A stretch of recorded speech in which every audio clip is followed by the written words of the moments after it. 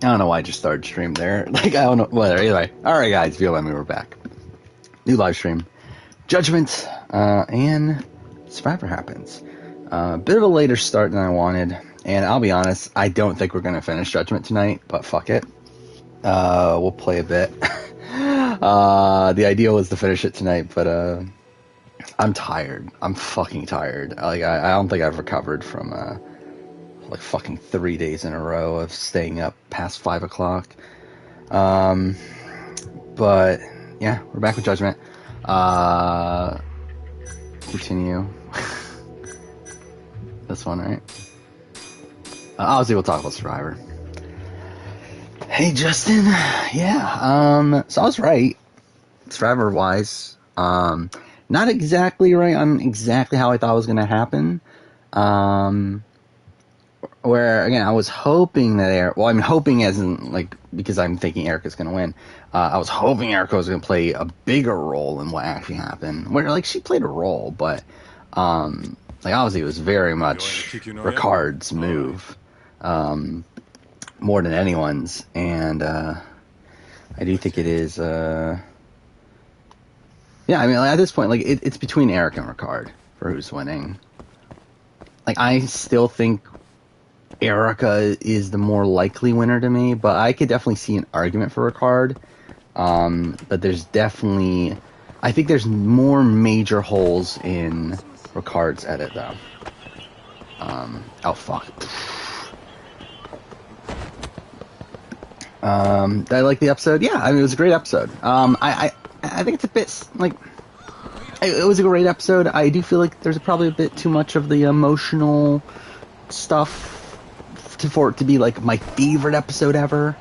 But it was a great episode. I mean, again, see like the conclusion of Shan's arc here, again, the downfall I've been expecting for a while. I think it was pretty great to see. And for it to actually come from Ricard, again, fulfilling that storyline as well, I think it's, I thought it was satisfying. I feel like the show gave her more credit for the vote split than necessary. Yes, I do agree with that. Because, like, I mean, to be fair though, like, if the vote split didn't happen, like, Shan does play her idol, she's going home. But then again, also the vote split does open it up for, like, a Danny flipping his vote and fucking everything up. So it's like, I think it's a questionable move for her to split the vote, though, like, I get it.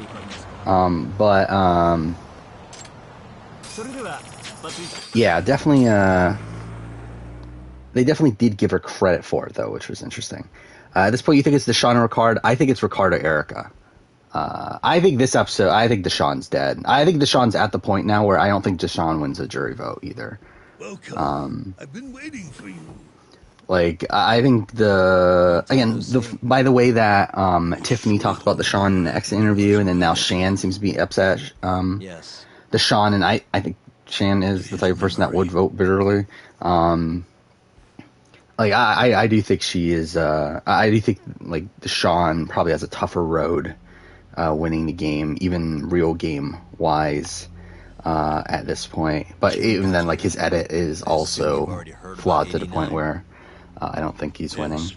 Hattori-san told me everything. The incident 3 years ago. Love the Shan blindside.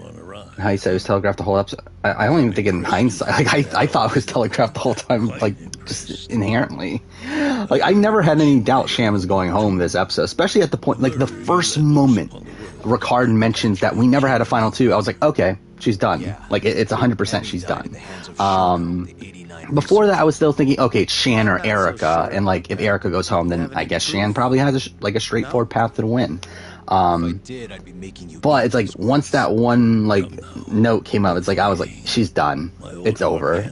like, I was fully expecting it. To be fair, I've been expecting it, like, all season, but at this point, it's like, yeah. What do you really want?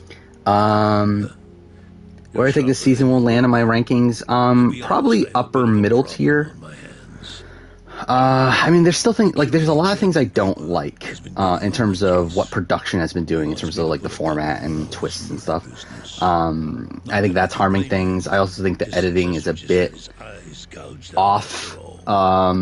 What's your point? In terms of, like, especially, like, if Erica wins, I think, like, what the fuck was the editing of the first few episodes? But Assassins? yeah, I mean, like, it's a good season, though. It is a good season, really good cast, really strong gameplay, but, I'll give you a I handsome don't know. reward. Like, it's a solid season, but, not like a Yeah, I top think we'll tier keep going one, now. probably. All right. It was a joke. Do I think the jury vote bitterly against Deshaun and Danny? I think, My case. I mean, again, I don't think Danny's getting there.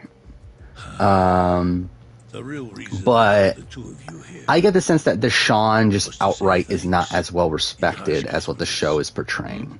Like, based on the fact that, again, like Tiffany's exit interview, she calls Deshaun, I forgot the word, but essentially whiny, like something to that nature. And the fact that now we're having Shan be upset at him too. And also we've gotten a bit of a more negative tinge to his edit recently. I definitely think that's a bad sign there. And you'll finally make good on your 100 billion Is Shan a top 30 player? No. Not that I care either way. But she is a good player. But I doubt she's a top 30. I would say probably top 100. Coming up, right? How many players are there in Survivor again? There's like almost 600, right? Bring the real crimes into the So I would say she's top 100. 89.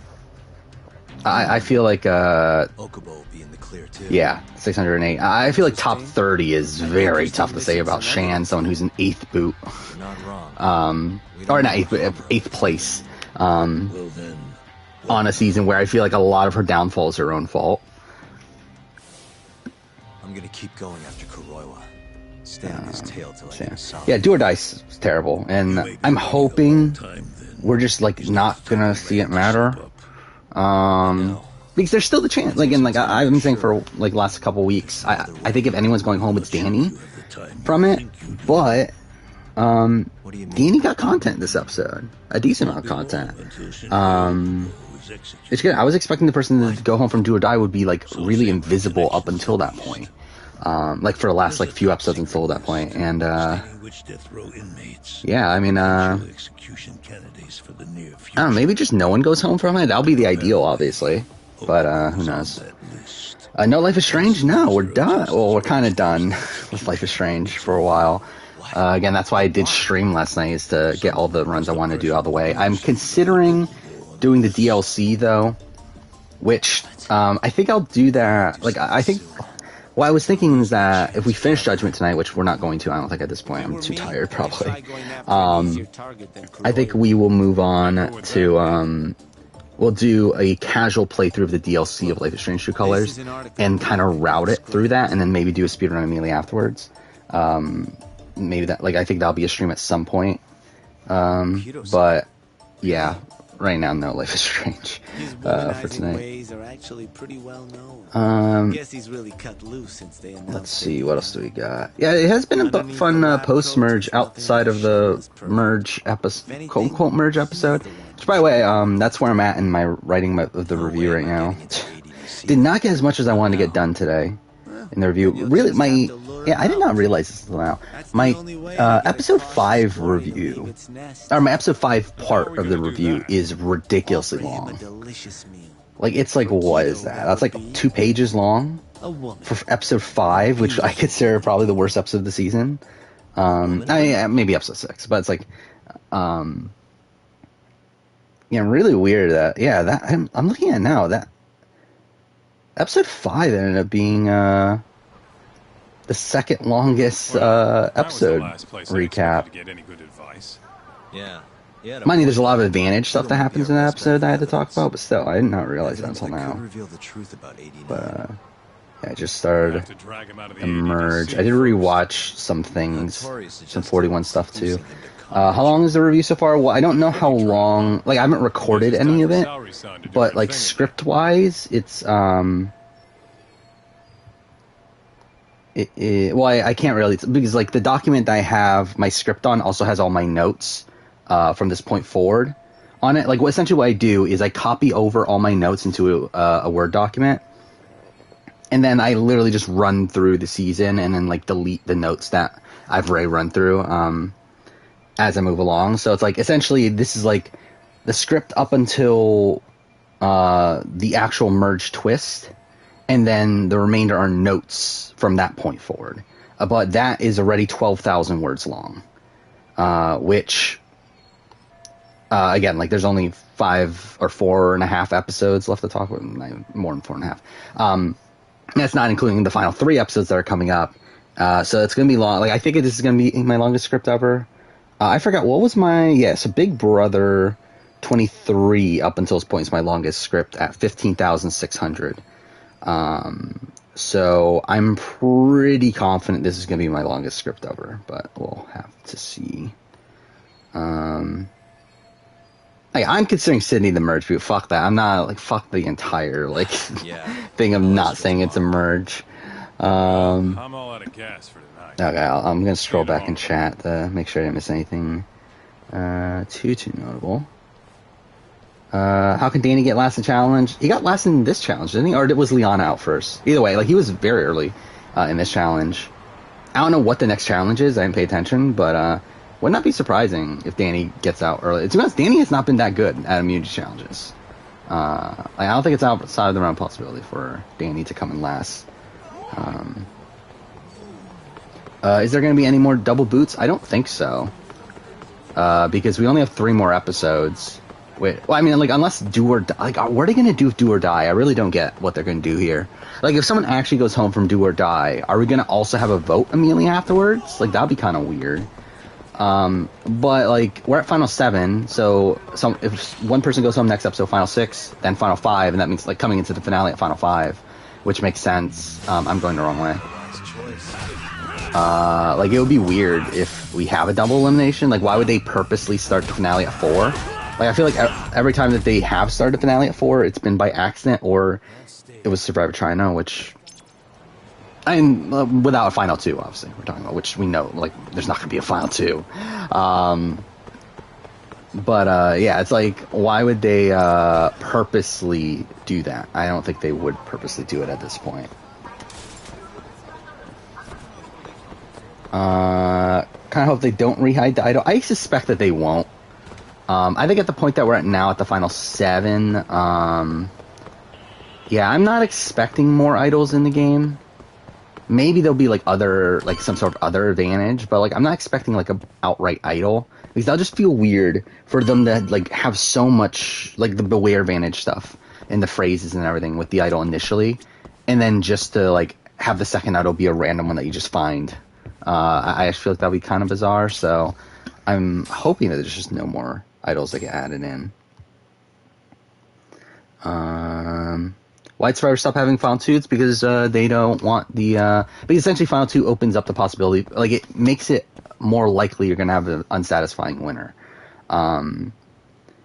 Because... And I think they noticed the trend of, like, oh, the person that everyone wanted to win going home at 3, so we're going to expand it to Final 3. The problem with that is obviously now it's like the person gets booted at 4, and that's why they did fire making. To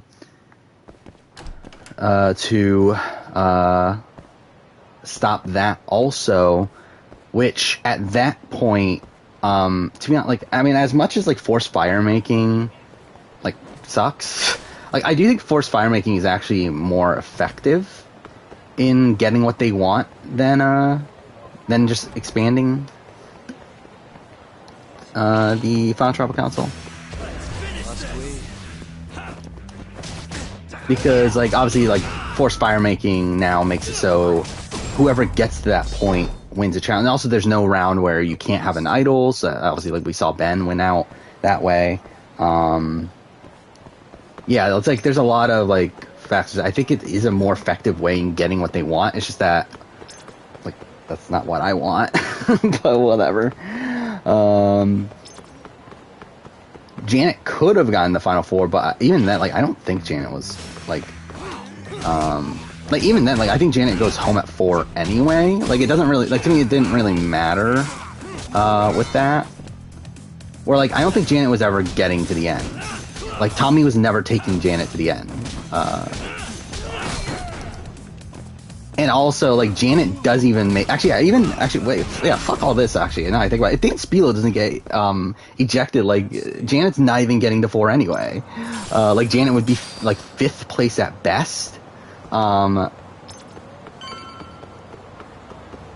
with was it like, and like we're considering like in this situation we're like assuming that he's gonna vote out Lauren first, which I don't even think he does in the situation where Dan Spilo doesn't get ejected. Like I think Janet was probably the next boot if Dan doesn't get ejected anyway. Oh, Yagami-san. Again, like it theoretically means getting rid of the boot at the final 5 round, or getting rid of the boot earlier, or getting rid of the threat earlier. The thing is, though, is that it's a couple things. Like, first up, that leads to more interesting gameplay. That leads to people trying to blindside the bigger threats early on. That leads to more dynamic game. And then even if they do, but then again, like, it also allows them to also squeak through potentially if they do make it close, because like again, there's no rounds where you don't have the chance to play an idle. And then once you get the final 4, you have 2 chances to save yourself at that point. Like it does like increase the chance that you're going to get a big player as the winner of the season. Xander's a big threat to win if he gets to the end. I don't think so. I think he is on paper, but I think I think also from exit interviews and also based on like the general vibe of the season, I don't think Xander's winning. And also I think the edit is also not pointing towards Xander winning. All right, then. We need you to set a honey trap. Where again, we've had like this is something else I noticed when writing the episode 5 review. His episode 5 is terrible. Like it really is bad. Like it really just shows him as like this massive fucking doofus. And even at the beginning of the merge as well, they also like undermine him. Where literally the first thing we go to Yasa after they get train mail, he says, "Oh, Yasa's this like underdog group. We're coming together," and then immediately they go to Liana and say, she's getting ready to get rid of Xander. Like it's, I get this. Like I don't think Xander is perceived as a good player out there, and I think also again the straight white male thing. I think it's definitely going to harm him as well in terms of winning a jury vote. So it's like, if he gets there, I don't know if he's winning, and then also it's not even guaranteed that he gets there. Like, it's going to be a tough road there, too. Liana's definitely in trouble. I think Liana or Ricard are probably the next 2 boots, or probably are the 2 people that are in danger in the next round. I mean, if there is no do or die, that ends up mattering at least. I think it would be hilarious if Ricard went home next. Like, it would be it'll be a shame because I do think Ricard is obviously a great player and everything. And would be one of the more satisfying winners at this point. However, like Ricard, again, I feel like the move was too early. I mean, he was forced to make the move now. I mean, Shan had an idol, and also had so many like people she was connected to that like if you don't make the move now, when are you making the move? Like he had to make the move now, but it's also like not optimal. It's way too early, and that's one of the things I haven't mentioned about Ricard that makes me, even though I think it is between Ricard and Erica, I think one of the major flaws of Ricard's edit up until this point is how so much of his storyline was based around Shan, and pretty much he was shown as the like second to Shan, and like while yes he does pull off the move here, it's like we still have 3 more episodes left. It's like, what is his storyline moving forward? Like I feel like there's definitely a big chance Ricard gets voted out soon, and I think it could be like in a War Dog situation where War Dog obviously flips against Kelly, and then immediately gets taken out right after that. I feel like that's a very good likelihood for Ricard here. But I feel like at this point, and also we also got that set up, by the way, with Danny and Deshawn in this episode, with them wanting to target Ricard, but Ricard winning immunity. We also saw Liana talk about how she wanted to get rid of Ricard. Like, I think Ricard's in a lot of danger in this next round. Okay. See you soon. But again, if Ricard gets to the end, I think he's winning. Like, I think he's probably the biggest jury threat left on the board at this point. Right. Yeah, no one's taking Ricard to the end. That's for sure at this point. Again, that's what I'm saying. Like, the Shan move was too early, but he had to do it here. I'm honestly a little nervous. Like, it's like at this point, like his main lifeline in the game was Didn't I Shan. already do this Where when I was through house having arrest? Shan, he had people like, I mean, too fair. I mean, I guess not really. I was gonna say he had people like Liana on his side, but it's like really Liana wanted to flip against him. But I do think like having Shan there offered him someone that was willing to protect him. Don't give me that look. In the game, and I thought it was for a while. That's like, to me, I always saw Ricard being willing to flip against Shan, but like based on the footage we were seeing out there, I didn't think Shan had it in her to flip against Ricard until like the very, very end. I hope you're right. And again, like it's just, I don't know. I don't know what else he would have done. I was just gonna do. Yeah, I don't care. But yeah, like I don't know what else he could have done. But make the move here. Because like he needs Shan out at some point, but it's like if you're keeping Shan in the game with like a decent amount of allies, with an idol in her pocket, like that's very dangerous. So, who will get credit for the split vote plan? I mean, obviously Erica is getting credit for the split vote plan, but I think Ricard's getting the credit for the plan as a whole. Are you going to stop soon? Sorry. Why is my bitrate so fucking low right now? Well, that's Well, I'm worrying. ready to go. I can take it from here. And stream still says excellent, but Sorry. my bitrate's like down significantly. But hopefully that fixes itself. Well, Sorry, son.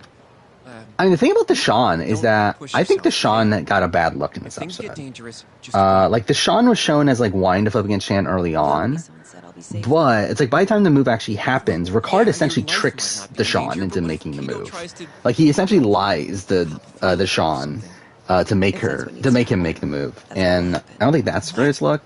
But I should be going. sorry, son. Erica and Heather are the only By people the who way, voted correctly every time. Yeah. Is that true? Thank you for complimenting my I mean, if it is, I think it's arbitrary, right? felt Because like we're talking about Nice. vote splits, which don't matter. But I guess like technically it probably is true. At this point, yeah, I think Ricard's probably playing.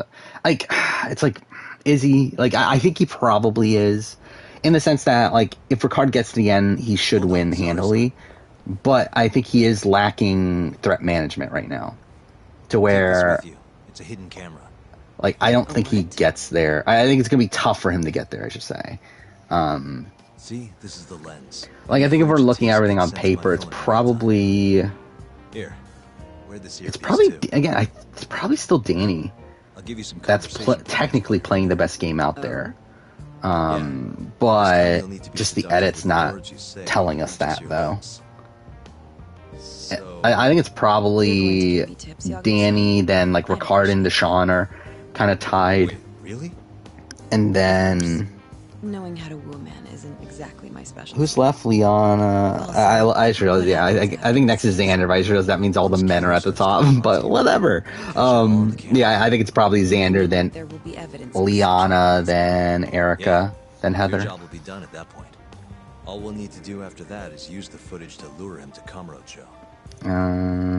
Yeah, Shan's absolutely returning. The fact that they gave her like such heroic, I mean, to be fair, she was returning anyway, before this, but like they gave her like a really heroic exit here. Like, she's definitely someone that is The coming more back. perverted things Keto does, the more he'll suffer. Is there any scenario where Heather wins? Yeah, I guess. I think there I'd is rather the keep like his hands off the these like the editor's just saying like That'll be on like you and your direction, Yaga. I don't know, the editor's just wanting to give like a complete what the fuck end. Anyway, we should head. And like that would be a Heather win, but like I don't think so. I don't think Heather's winning. Can you hear me, Sari-san? First, you're gonna want to go to Like I don't think there's any like realistic situation where I can see Heather winning. ask the lady there if you can interview Keto. Just make something up about wanting more details on 89. Sounds good. Oh, by the way, I did also rewatch my mid-season power ranking and my cast assessment today, which was interesting. I was so wrong on my mid-season power ranking, which is hilarious. A freelance Like, essentially, my thoughts from my mid-season power ranking to now are like radically different. I'm terribly sorry, ma'am. But what are you I gonna do? can't let you in. Like, well, I think all my Oh, top I see. In that 4 case, are all gone, right? From my mid-season power ranking at this point. Now that Shan's gone. Director Keto is a very That's funny. busy man. sure you understand. And obviously, like, Erica's like skyrocketed. Mind you, Erica actually, like, I've been like higher and higher on Erica ever since like the episode, like ever since the merge episode itself, to where like I realized that they're doing this like was it Lamb into a Lion storyline. Oh fuck, I forgot Liana. Liana's still in there, isn't she? I kind of forgot Liana's in the game still. I'm Kido. I mean, come on, Liana's not winning now. I hear you want to interview me. Like, I was definitely wrong there with a lot of those. Mind you, I mean, like, I even said that in the video that with Liana, that I don't think she's actually number 2 in terms of the edit. It's more so like I think she's in a good game position and at least has a chance of skyrocketing. But it's like, yeah, I mean, Are you sure, sir? that didn't happen. Thank you very much. Kido-san. Do I think Erica will get to the end scenario where she wins, but it's her only winning scenario? Possibly. Not that I'm complaining. I don't know. Like, who can again? I think Erica can beat Heather for sure. Probably Deshawn at this point, and then again, probably Xander. This is your It's And probably Liana, maybe Liana. Probably Liana. So probably not. That probably won't be her only winning scenario. But I do think she loses against Ricard. I think she probably loses against Danny. Considering like all the exit interviews have been very high on Danny. I should have made an appointment instead of just showing up on your doorstep. Move it a little to the right. About 15 degrees. Yeah, I think Ricard beats everybody at this point. Would you care for a drink, Shirosaki-san? Maybe a glass of brandy? Like, I would be very surprised if Ricard doesn't win. I mean, people say they don't like Ricard, but like a lot of those people were the people in the pre-merge, like the people that are gone already. Like people, like it was what JD, Brad, Jeannie didn't like Ricard. They're all gone. And then you had like Tiffany, who like I don't think had like a very flattering thing to say about Ricard, but like she again hates everyone on the cast outside of Erica, which again is probably a good sign for Erica. Again, that's another thing playing into why I think Erica is probably going to win too, is because they Tiffany and Evie were both very high on Erica. Mind you, Nasir was low on Erica, but I never expected Nasir to really vote for Erica anyway. Deep in your core, right? Yes. Yeah, Shannon could be a very influential player. Like obviously we saw her be very effective in the game. I don't think she's going to be very effective with the people that are already on the jury, though. I think she's going to be effective with people that come into the jury later. But like again, Shan's stuff did not work on Evie or Tiffany. I guess like probably Nasir it could work, but like even then, like is Nasir really listening to Shan at this point? Like, I think more so it's like the Lianas, the like. Actually, I don't know. Is Ricard gonna listen to her? Probably not, right? You know, why don't you interview me? Maybe Danny would listen to her, but what are Deshawn's jury chances? Like they're fine. Again, like I think they're definitely going down after every episode. Did you come on too strong? But I think he's probably again like I think the likelihood of winning based off of the likelihood of winning based on jury votes right now, everything. I think it's probably Ricard 1, Danny 2. Already? Well, I mean, like Erica and Deshawn probably back to back at 3 and 4. why don't you let these beauties breathe a little? Yeah, I mean, I think on paper Deshawn beats Erica, but again, I feel like the setup is there for Deshawn to lose a jury vote. But anyway, and then after I think probably Liana 5th, and then Xander 6th, and Yes, I'm okay. Heather 7. Thank you. Again, Liana and Xander you could probably be interchangeable as well. But I get Heather I think is like a very blatant last. Now then. Where were we? Yeah, Shan also did not do Ricard any favors for saying she was voting for him, which that seemed to be more genuine, because we have seen that in the past with what the fuck was it? with Victoria. Victoria said it to Gavin on her way out, but she said it like she was actually like trying to get the opposite. Like she didn't want Gavin to win. What am I doing here? Shh. stroke. Yeah, Why let's don't do you that. come over here and find out? But yeah, so You're so like I think this was probably a more genuine one. I think she legitimately wants Ricard to win. But yeah, that was not I could anything that just helps eat him in the game here. You can be as loud as you want. I think Erica could be a likable underdog player. Potentially, but I think they're going to look at her as like a savvy player, though. Like, I don't think they're going to vote for her because she's an underdog. I think they're going to vote for her because they perceive her to be a very smart player. Like, I believe Tiffany's word for her in the exit interview was savvy. And yeah, and like I'm just assuming that they're going to actually look at her as a good player by the end.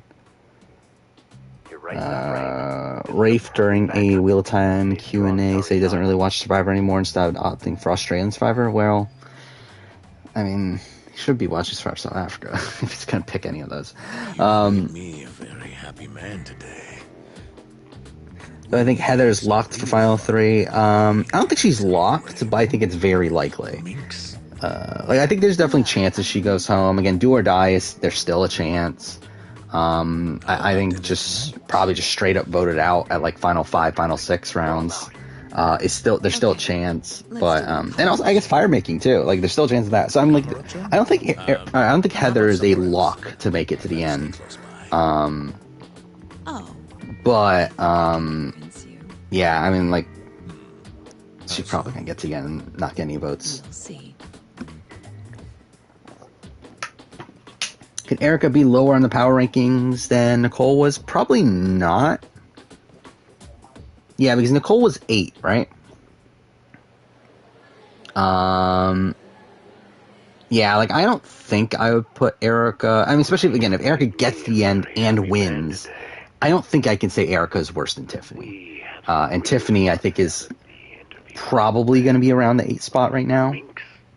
Is it just me? Or did Saori-san start getting weird? Because I think probably everyone left on the list Yeah, she was, is it's kind of scaring me towards the end. Was Nicole 10? You think Keto's actually going to show? Yeah, let's look this up. He'd be a fool I not felt to. pretty confident she was I like just sent him the 8. footage under Saori-san's name. Said we'd put it online if he didn't show. Guess he doesn't have a choice then. Where'd you tell him to go? The betting center. Oh, you look up Survivor South Africa player ranking like on Google. It's like first 4 things are all videos of mine. Seen you this organized.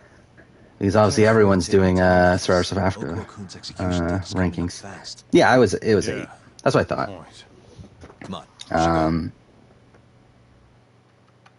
So yeah, I mean like I don't think Erica would be lower than 8. I could see Erica being like, actually, but then again, now that I think about it, like Heather is going to be lower than Tiffany, right? Probably, and we'll see, I guess, but like probably, because like I was thinking like Tiffany, I'm pretty sure like Tiffany was number 1 up. Well, no, because Shan is 8th place. Never mind. Well, but I think no. I was thinking I think I already considered Heather being lower, and that's why I was thinking Tiffany was 8th. Yeah, like I don't see Erica being lower than Tiffany, so I think that alone already puts her above 8th. I could see her probably being like 6th or 7th, though. We'll see. Because like if I were to rank the remaining players right now, I would probably have Danny 1, Deshawn 2. Ricard 3, probably. I mean, I guess you can. I mean, the thing about Ricard that's so tough is that I do feel like Shan did a lot of the legwork. Where like I do think Shan very much protected him earlier on in the game. But also you have to credit him for building the bond with Shan that got him protected to begin with. But I do think it is like a massive like knock, the fact that like. Yeah, like literally every other UA member outside of Sarah has talked about how they didn't like Ricard. But either way, I think those are the top 3, and then what? Xander's 4 probably. I guess it's pretty close to probably the rank I was talking about earlier. But either way, I put Nicole above Santoni again. Like I don't think Santoni played a good game, and I still stand by that. Because I think obviously I know that was like a criticism at times that Santoni's too low, and like I thought about why is Santoni so low? Then I remember I think I'm still right in this. I still feel pretty confident Santoni did not play a good game. It's Sugiura. Hey, what's up? Bringing the van around. You see Has Heather been less shown than Purple Kelly? The thing about Purple Kelly is that Purple Kelly literally got no content until what was it, episode 6? I think there was an episode with a reward where she didn't even go on the reward, right? But she got one confessional talking about the reward, and then where am I going? Oh, the van. Okay.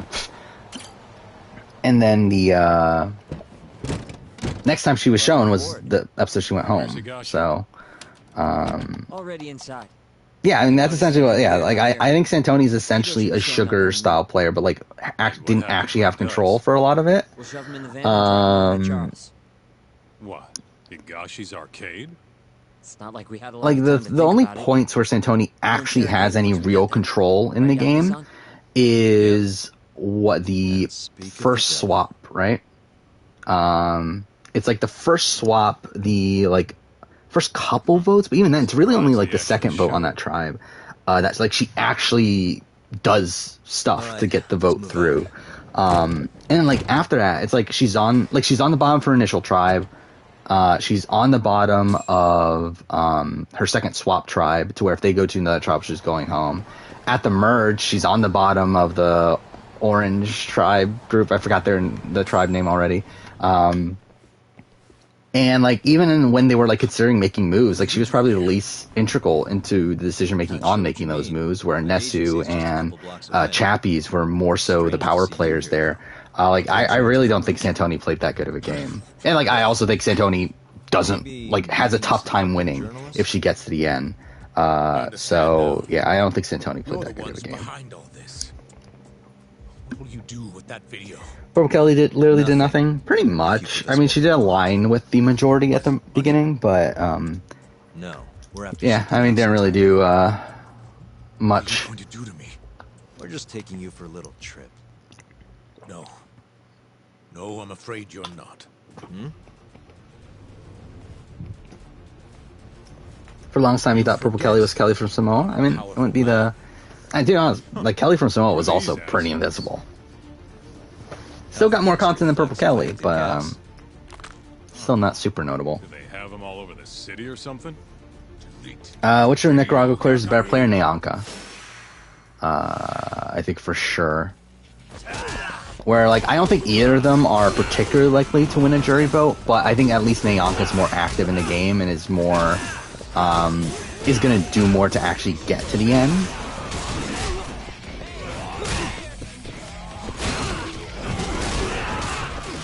Wow, I think Purple Kelly's really just hoping that her alliance sticks together and that gets her to the end, which is actually what she was doing in Nicaragua. Okay. What the fuck was that?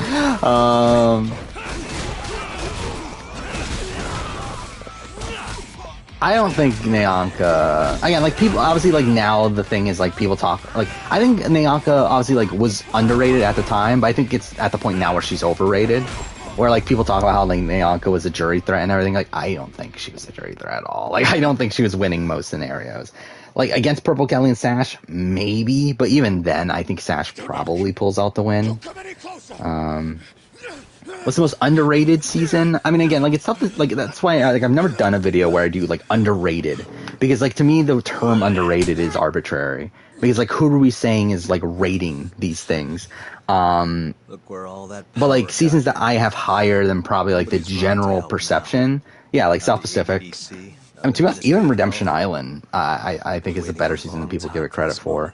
If you kill me, think what I don't know, Fiji, Nicaragua, Guatemala. Again, I don't know. It's again, I think with underrated, it's tough to really if we're saying underrated based on the RHAP season ranking. that they did recently than to be honest, I don't even remember the list anymore. I think Gabon, like, I don't have Gabon super high. Like, I'm kind of in the middle. Like, obviously there's people that say Gabon's like the worst season ever, and there's a lot of people that say it's the best season ever. Like, I have it pretty much in the middle. I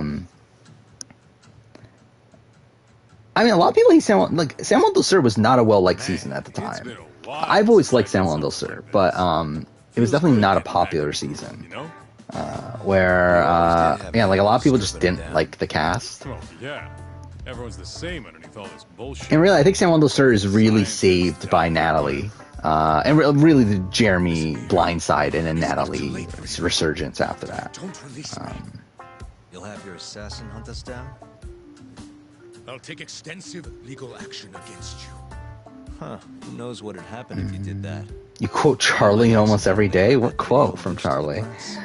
Worlds Apart, yeah, I would have Worlds Apart underrated. I mean, Edge of Extinction, again, I like more than most people. You're gonna tell us everything you know about 89. Yeah, I mean, that's probably like the big ones, I feel like. HHH, I like more than most people. I'm ready when you are, or you want to rough him up some more. I really feel like HHH gets a bad rap, though. Remind me what we're trying to get. I feel like HHH is hated like because of the Ben stuff at the very end, but it's like people just like ignore like everything that happened like before that. This is gonna be a while. He's like, I think it's a fun, like it's like the beginning of the season's like kind of fine, like it's okay. Like it's not the greatest season ever, like for the first few episodes. Then like you have the Alan Ball vote out, which is really fun. Then again, like the pre-merge as a whole though isn't that strong, but I do think the post-merge is pretty strong. And like I think if the forced fire making hadn't happened and everything, I think the receptions this season would definitely be higher. Did you hire them to protect you? Yeah, I personally have HHH as a technically a top tier season. I guess it matters like where you're like if we're saying top, middle, bottom, like as in like separating the 3 tiers, then like yeah, technically HHH is a top tier, but it's like it's a bottom top tier season. But either way, like I do like HHH. Scientist who was gonna save the world, it turned out to be some pervy asshole. Your name's gonna go down in history. I'm trying to think what other seasons. Like I think Cook Islands as in general is again overrated, but like there's definitely people that don't like Cook Islands, so whatever. Hitman on the Ministry of Health payroll.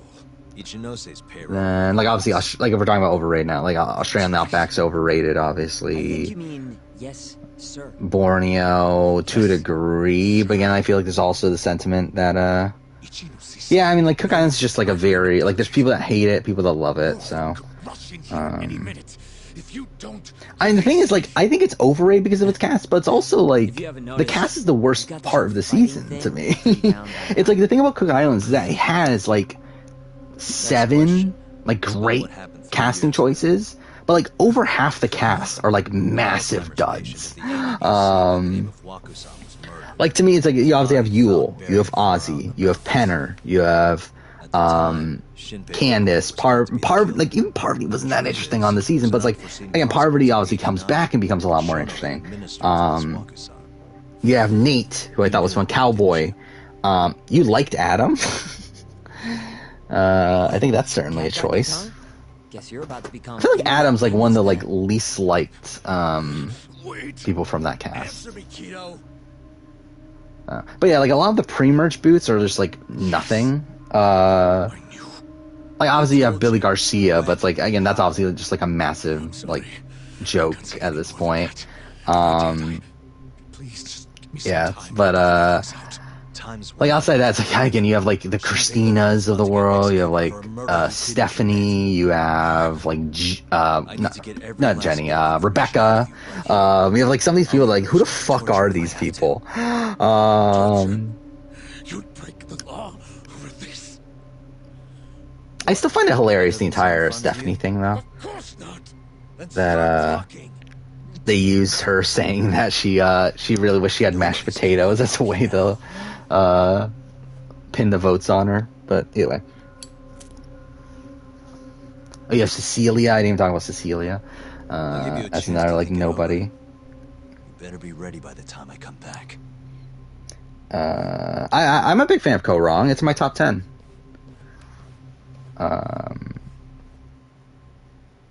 Like it's a and like with my top tier, like essentially I think you can break my top tier into 3 in itself. Like I would say Ko Wrong is like a middle top tier season.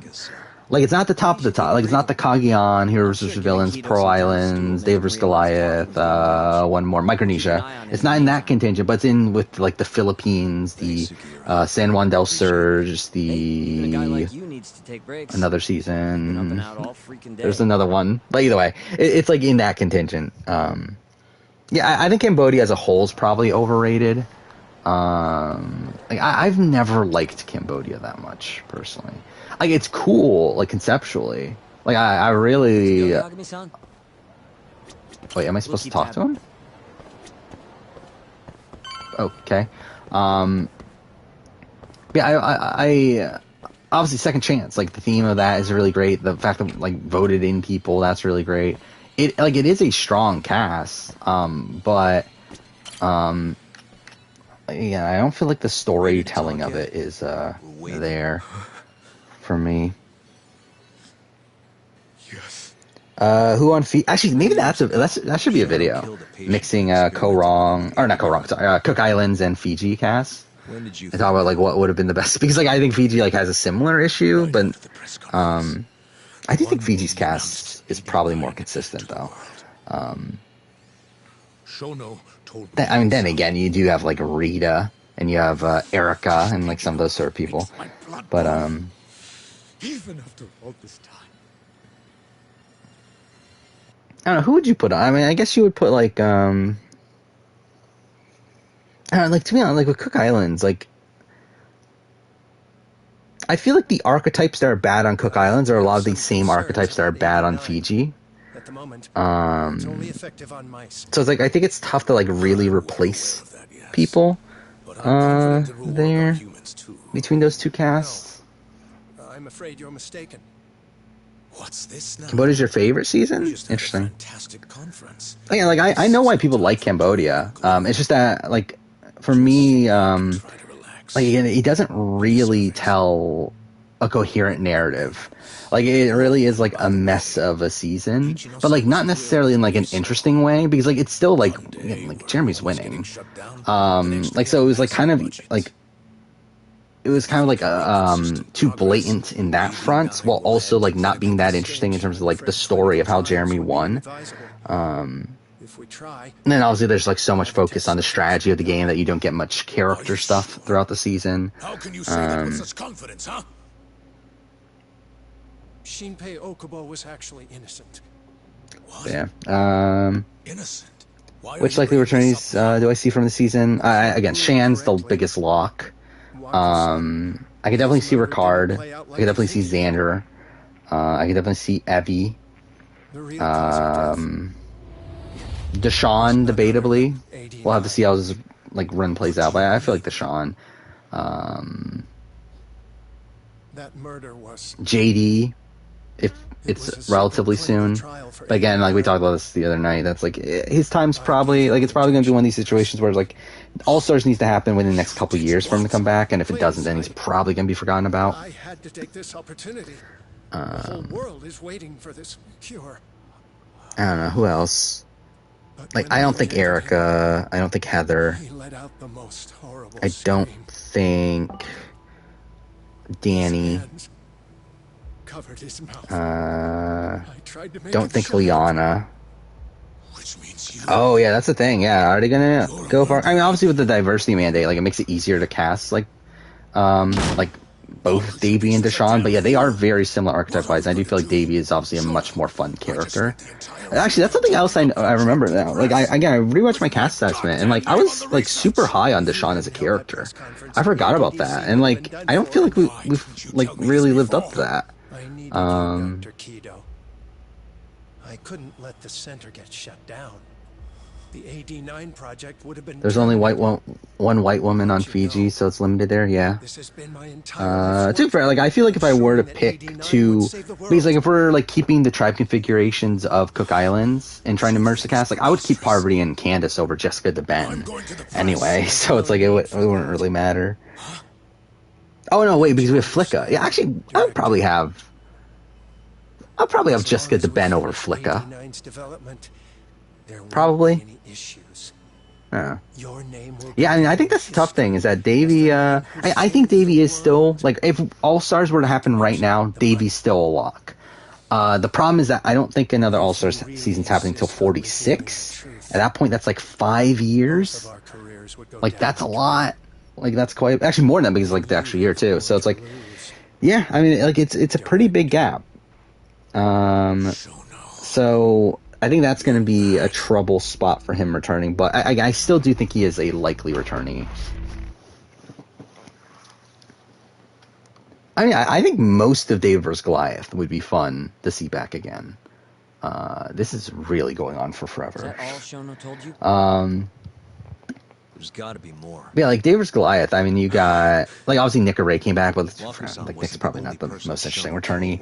But you got Angelina. You got 46 is 2.5 years away from now, but it's already been like what 3 years since David vs. Goliath.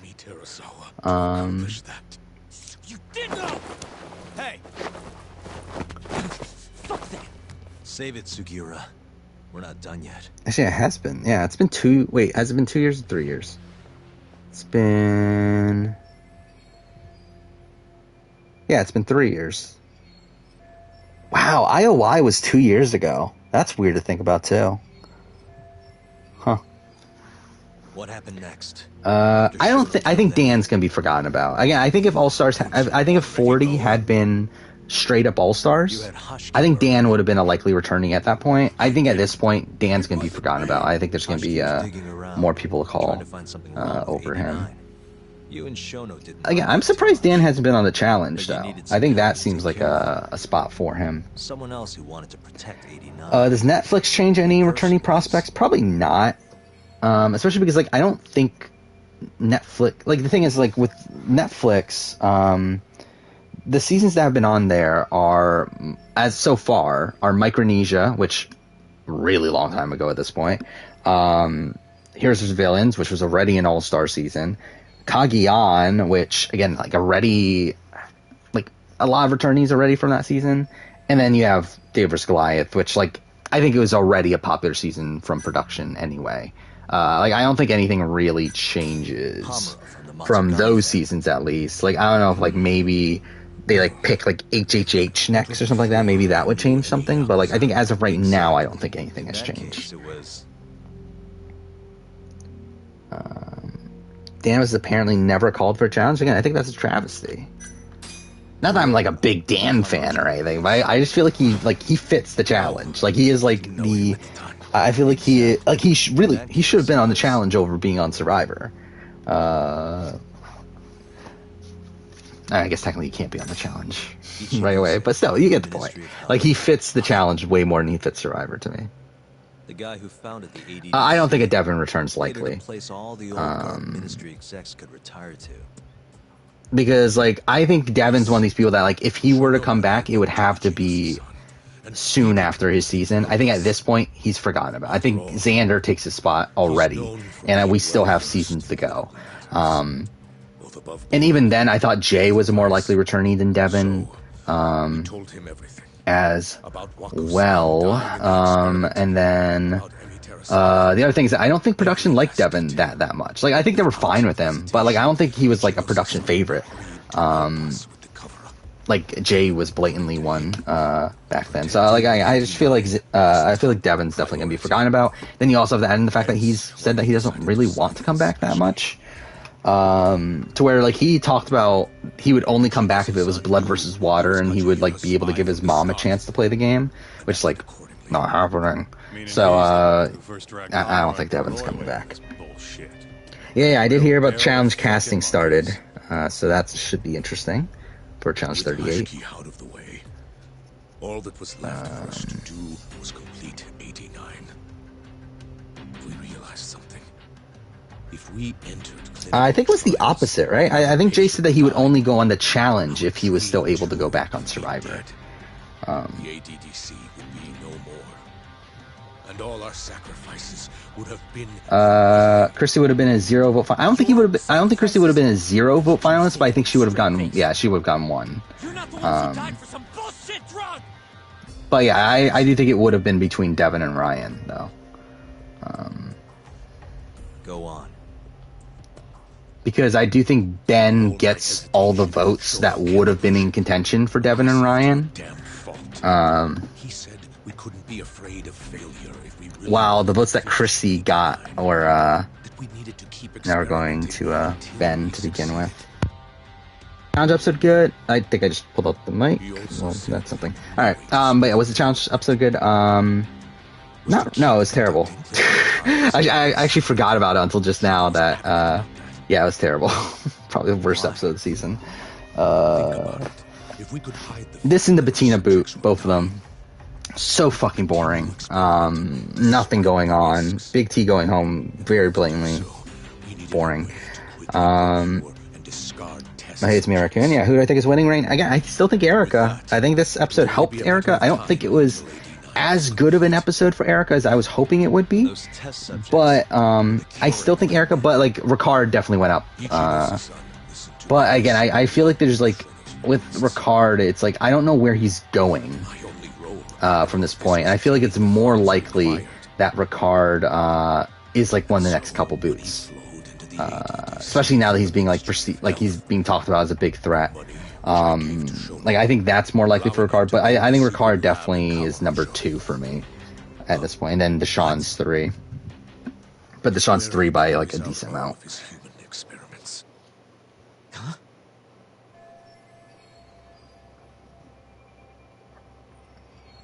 You think Erica got a blatant winner edit moment at the very start? Start of this episode or start of the season? Where exactly is this? I assume you mean start of this episode, right? Because yeah, she did get the confessional about taking out Shan, right? Try not to come between Shono and But yeah, I mean, like Erica has a very interesting edit, and I think again, if you rewatch the season and look out for it, I think you can see it. Like I rewatched episodes 1 and 4 recently, specifically looking out for that, and then like also episode 5 also revolves around Erica, despite the fact that she's not actually present, which is weird. But like the entire episode, like the entire Luvu content for that episode is around Erica, but like Erica doesn't actually get to talk from any of it, which is like I don't know how to really feel about that, but it is interesting in retrospect. So I think the Erica edit is there, especially like when thinking about like typical female winner edits are less prominent in the pre-merge and then get a visibility spike after the merge. Now I do think this is a jarring one, a more jarring one than what we can expect, because again, like the last female winner was Sarah, and Sarah had a much more blatant winner edit to me. Where like by the time of the merge, I was pretty confident Sarah was still winning. Like, after the premiere, I was like confident Sarah was winning from an Edgic standpoint. Place like that. Because like that felt more in line with your typical female winner edit. Erica's is not necessarily that, which is why I don't have her as like an absolute lock. But I do think she's the most likely winner right now. Would I ever do a Dreamcast for challenge season? Yeah. Just I don't know when, but it would be fun to do it's just a straight up Dreamcast. We'll get our buddy Keto here. Or even like Dreamcasting Challenge All Stars, like that would be cool too. Say something about how we're closing in on the lab.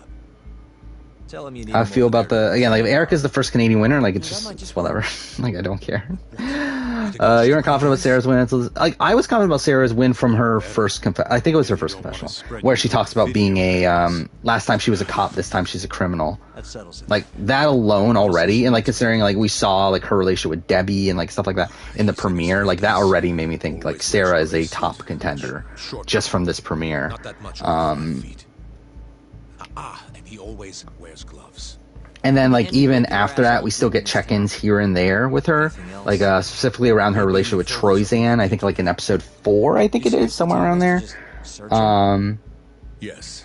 And then she's like becomes a little bit more prominent on the post-swap tribe. I think she's like she's involved in the Varner episode. So it's like again, like for me, like I saw the edit for Sarah either way. Again, mind you, at that point, I was spoiled on Sarah winning.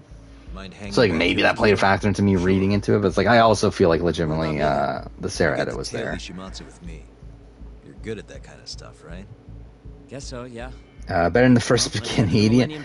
I mean, like if Erica wins, like I guess she's like technically, because like you would assume she wouldn't win by a jury vote by accident. But it's like if you take away that element of Jillian, like Jillian is the better player on the season. I feel like. Would Brad have won against Ty Aubrey? No.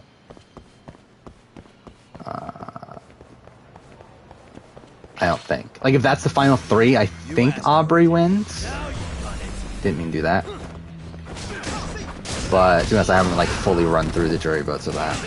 But, like, I think Aubrey for sure gets a good amount of votes. Because, like, Brad, Ty, Aubrey. Aubrey gets Michaela, Suri, Andrea for sure. Sarah goes Brad. Troyzan goes Brad. Actually, let's bring. I mean, like, yeah, let's bring this up. I guess. Game changers. Who's on the jury of that? This would load. There we go. So. Yeah. Okay. Let's just say. So Brad, Ty, Aubrey. So again, Sarah votes Brad. Troyzan votes Brad. Well, then I guess Sarah, it's depending on how she gets voted out, but like let's just say that she's not bitter towards Brad. So I think she would vote for Brad. Then Suri votes Aubrey, Michaela votes Aubrey, Andrew votes Aubrey, Sierra votes Brad, Zeke could go either way. I think Zeke's like probably a swing vote there. Debbie votes Brad. Ozzy probably votes Ty. And I think Haley. Actually, maybe Brad does win. Brad could definitely win that, actually. Yeah, I mean, I think Brad has actually more locked-in jury vote. Well, I mean, I think they have around the same amount of locked-in jury votes, but I think he has a couple that lean towards him, especially because, like, I think Ty being on the jury also is beneficial in that situation, where I don't think Ty was voting for Brad in most scenarios. So, yeah, that would be an interesting one. Yeah, great episode. Again, really love the downfall of Shan. Again, had been expecting it for a while, but I think it happened in a really satisfying way. Again, to see Ricard be the one to flip the game on her was a nice ending to their arc. Yeah, again, I talked about it before. It's like I think Ricard is the biggest threat on the board right now, and like, yeah, he's gonna be the biggest target moving forward. I don't think he'll survive it, but like, I think there's an argument he is the winner though, from the edit. But again, he's not the person I'm putting all my faith into. But again, like, it's like this is the like he is right when he says this is the time. Like, this is the time to get rid of Shan. Like, there is no other time to do it. Like, when we're at the final 8 here, with her having an idol and her having Liana locked in, Hello? and then also like Danny and Deshawn like on the outskirts of working with them. And like, to be fair, if he doesn't make that move, I think Danny and Deshawn are more in line there moving forward. Especially once they get to final 7 where they just outright have the majority. Yeah, I mean, like, I think this was the time to make the move for Ricard. It's just, it sucks that this had to be the time, because I do think it puts him in a bad position moving forward. We're in position, Kaito-san. Nelson lost his 50th elimination in a row. Like, is that, like, okay. Wait, 50, I assume you mean he's 50th daily in a row, right? Either way, has he not won a daily in a while? I mean, I guess so. Me and Sugiura got it covered. Yeah, I guess Ruby still hasn't won, right? I guess he was on Sapphire earlier, but yeah, they still didn't win. Interesting. Yeah, I never paid attention to that. Because what, Double Agents, he didn't win any, obviously. And Total Madness, I don't remember at this point. His last one was in Vendettas. He didn't win any. Wait, he didn't win any in Final Reckoning? I could have sworn he won one in Final Reckoning with Shane.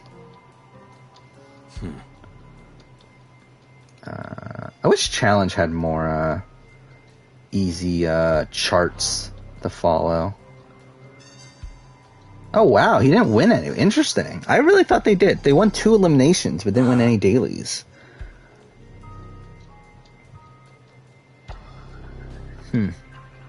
What a clusterfuck that season is, though. It's hilarious, actually. Like the Final Reckoning. The Challenge Final Reckoning is essentially the Survivor Gabon of the Challenge. Where, like, it's such a clusterfuck. Like, what the fuck is this elimination chart? But yeah. People are saying that this episode... Wait, that's so many episodes are fantastic, yet still trash the season. Yeah, I mean, I think people have, like, turned on the Brad episode, I've seen. Because, like, of how pointless it is. Which it is, but again, like, I still love the, it's essentially a character study of Brad. And that's something I do really enjoy from it. And obviously just Brad in general is just a fun character. That's not him. This guy? Damn it. But yeah, I mean, like, I think a lot of people are just very negative on a lot of the changes made with the season. It's not them. Who the fuck am I looking for then? I feel like I remember having difficulty with this last time I played this too. It's gotta be somewhere around here, right? Either way. Yeah, production has been awful this season. Like, I think editing, like the new editing style of the season is good. Like, I do like... Oh, fuck, that's not the guy? Oh, fuck off. But I do like the flashbacks. I do like the footage from home and that sort of stuff. But yeah, it's like the actual production decisions made like within the game, like the actual gameplay of the game, like have been pretty fucking terrible.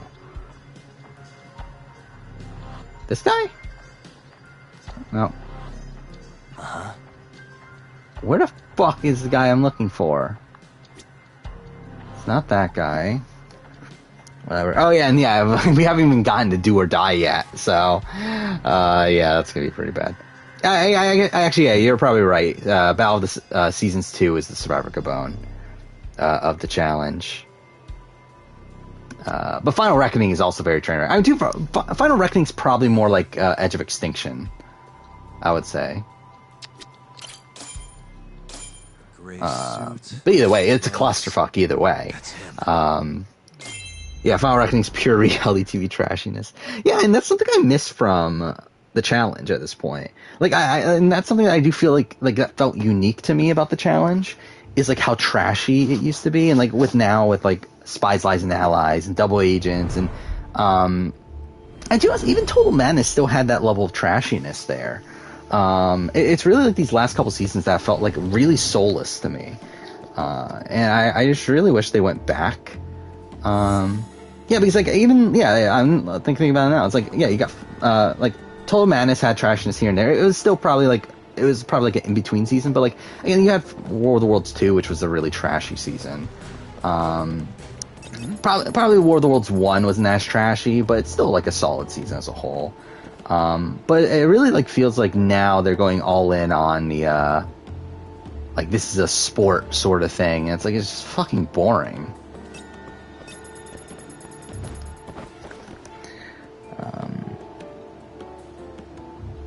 Do I feel Dave vs. Goliath is kind of an outlier season?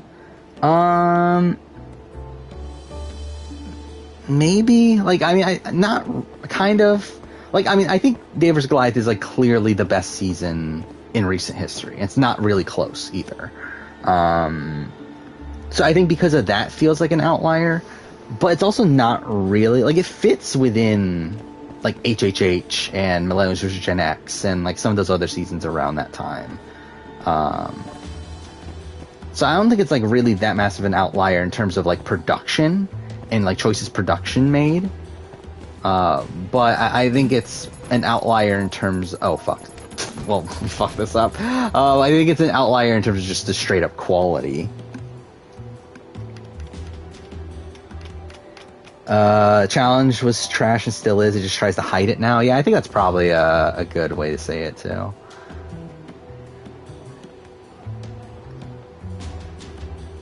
Yeah, that's the thing. Yeah. The Ashley stuff. To be fair, I mean, Ashley is, like, kind of a relic of the trashing stuff with the challenge. Or, like, who's left on the cast that's really bringing, like, so, like, trashy things? I guess you got, like, Ashley and Amanda, Fessy, I guess, Josh, sometimes, but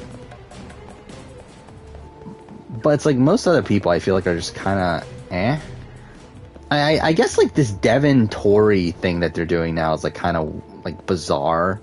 Like, I really just don't fucking get it. Like, it's so fucking... Like, I don't know if this is, like, just Devin playing it up for the camera, that he's, like, as upset as he is at Tori, or if it's, like, he's just trying to... or if he's, like, legitimately just, like, upset for trying to win the game. Like, I don't know, whatever. It's just weird.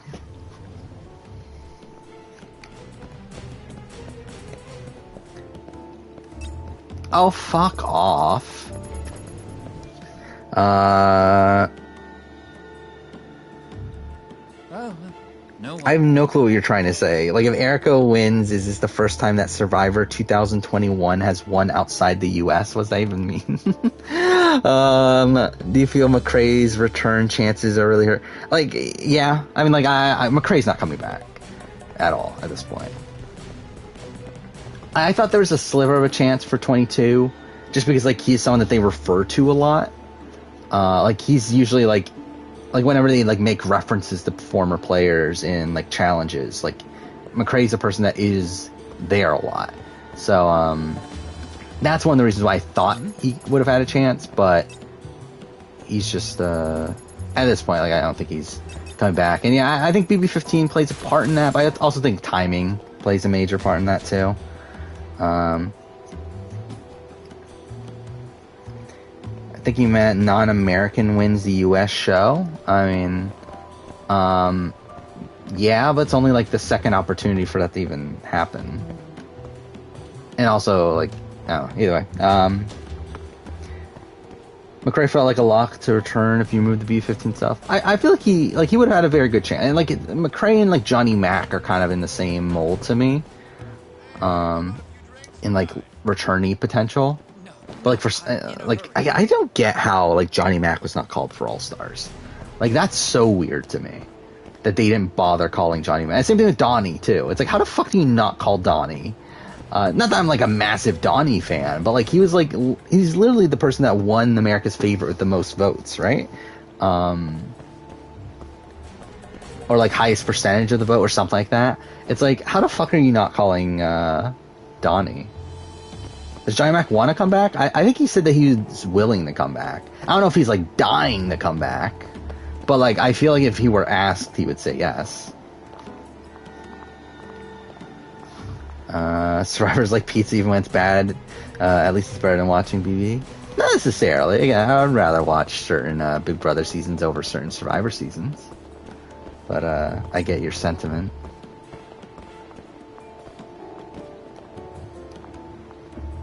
Oh, no one. Which, by the way, I did find it funny, though, that they won pizzas tonight on the reward. Because, like, Survivor's, like, notoriously known for having terrible pizza. Where, like, supposedly, like, the person that... The cook in Fiji just, like, does not know how to make pizza. Somehow. I understand. I'll be right there. Yeah, they barely showed it. I mean, like they there was the one line like Shan said that okay, me and Xander are sharing the vegetable pizza or something like that. But yeah, like they barely showed it. Actually, yeah, now I think about it, they didn't show. Yeah, they didn't show the pizza itself, did they? They just showed like the boxes. So yeah. Yeah, BB14 is a really great season. Yeah, like BB10, BB14, BB7 are my top 3. Then if we're adding BB Can 5 is like right up there. And also BB Can 9 is like around that spot too. Like I think BB Can 9 is probably right below it, like with BB6. Like I think those are like my top 6 seasons, like BB6, 7, 10, 14, Can 5, and 9.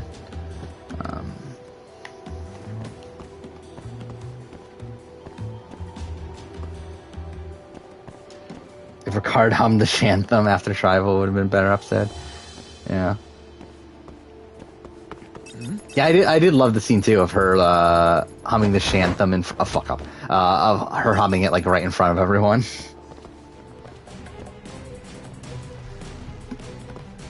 Did I have 20 above 6? Anyway, I think I would move down on that at this point. Mainly because I like 6 is a weird one because like 6 is so strong for first half. Or not 6, it's like 20 is fuck. BB20 is really good for first half, and then it just like goes downhill afterwards. Do I want to see a Julie versus Arisa Hall brawl? Not really. I feel like Arisa would win, right? I feel like Arisa is definitely a more likely. Wait. Did it put me at the beginning of the section? Mm-hmm. Whatever. I understand. Yeah, that's the problem. Like BB20, like I don't think Rockstar boot. I think the Scotty boot for me is like the point where it goes downhill. Because like at least the first half of that week, because like you have the intrigue of like JC convincing Fessy to put Scotty up and everything. But yeah, after that it does go downhill. You have a bit of a tick for like the double eviction where Brett goes home, but it's not much. And even then, that was underwhelming. That happened during the double eviction. As it would have been more interesting if that was like a full week.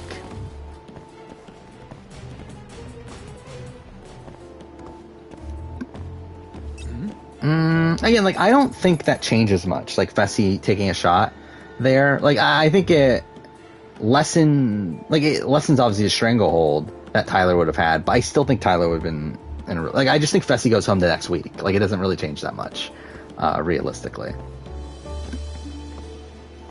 Yeah, because what? Like Brett goes home that week if things have played out normally, which is like, who really cares? Like it doesn't change that much. Like it's just that, like again, because like Casey, Angela, and Tyler are still intact. I guess there's a chance that like, yeah, because like I guess if like Angela is on the block against oh fuck, I don't know why I just did this.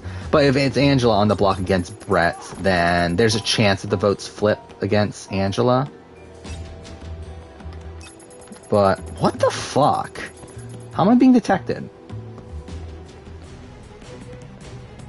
Heather's controlling Erica like a puppet master? Obviously. I mean, like, obviously she's the winner. Pull Julie Chen moves. I mean, that's pretty... I do that all the time. Yeah, I've never been good at, like, really at speaking at all. Like, there's a lot of points where, like, I think correctly, but, like, I just say it wrong. Like, I say the wrong thing even though I'm thinking the right thing. Anyway, confessional update. Shan had the most by a lot. I believe Shan actually has more confessionals than Tommy did on IOI. Despite Tommy also having the most confessionals on the entire... Fuck off! I did it again. Shit, I blew it. Because I think Shan had 51? Right? Okay, I'll look it up real quick.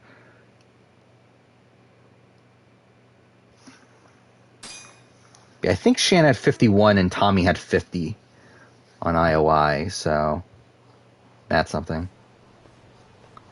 Yes.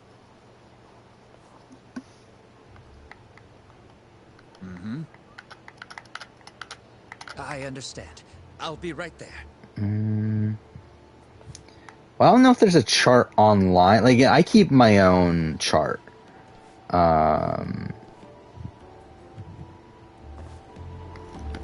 Mind you, I don't actually do the count. I wait for someone else to do the count. Both Survivor, there's someone that is doing the count every episode. But I keep my own chart though, so I don't know if there actually is a chart online right now. But yeah, so Shan had 51 episodes by the time of her boot here.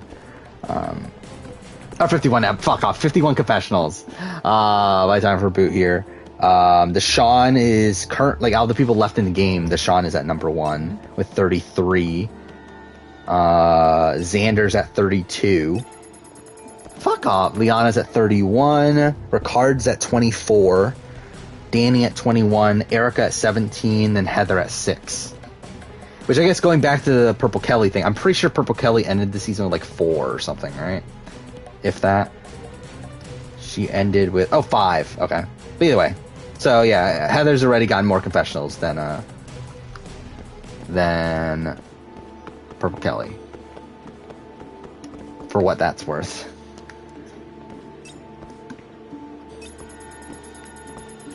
Where is he? Oh fuck, he's all the way up there. Fuck the tailing missions in this game.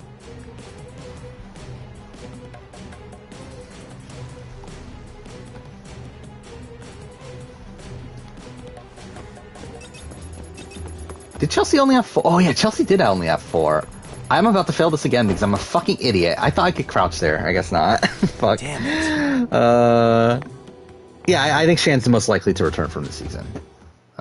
For sure. JD had more confessionals than Tiffany? Did he? Oh wow, he did. I didn't even notice that. Holy shit, how'd that happen? Yeah, JD had 22, Tiffany had 21. That's hilarious. Yeah, JD has the most confessionals I'll be right there. Of any boot until Evie. And actually, even as of right now, JD still has more confessionals than Danny. And like Ricard just passed JD this episode. So yeah, that's kind of hilarious.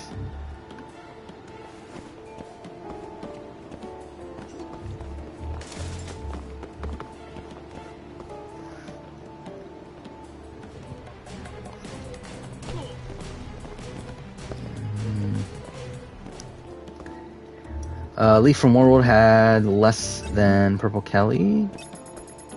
Probably, yeah, it wouldn't be a surprise. And I think Leaf is one of the most boring people to ever play Survivor. So I mean, it wouldn't be that surprising. Yeah, he had 4 in 10 episodes. What Purple Kelly has? 5 in 11 episodes. Purple Kelly made it to episode 11. I didn't realize that was episode 11. I mean, I guess it makes sense because because they're pretty much in the end game after the double quit, but I'm just being a fucking idiot. Like, I don't know why I'm just not paying attention here.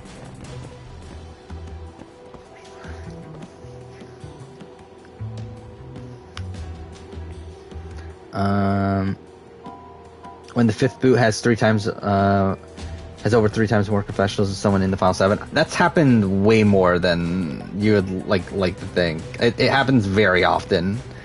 Like Jacob Derwin in Ghost Island is one of the top he's in the top half of confessional getters of the season, despite the fact that he's technically voted out in the premiere. Again, he has 15 confessionals over the course of his 2 1-hour, I guess, episodes, if you will. But again, it was a 2-hour premiere. But he has 15 confessionals. That is more than that's the exact same number that Angela got, who was in the final 4. More than Sebastian, who made the final 6 and also the finale episode. 11 confessionals more than Chelsea? Is it 7th or 8th place? more than Jenna, who was 10th place, more than Desiree, who was 11th place, more than Libby, who was 12th place. So like Ghost Island is such a weird season in retrospect when it comes to edit. Because like it's really like, I don't know, like they just gave everything to like 4 or 5 people, and like completely like shafted pretty much everyone else. Like it kind of feels very like Australian Survivor of them, I guess.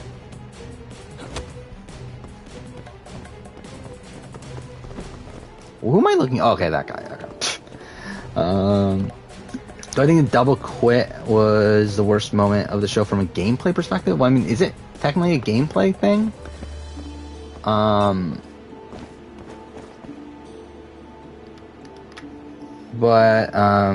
see you later, Engine Switcher. But yeah, like I wouldn't necessarily say it's a like worst gameplay moment. It's not a great moment in terms of like I think it completely breaks the season. Because like I really like Nicaragua as a season, but I think that's the point where the season goes downhill.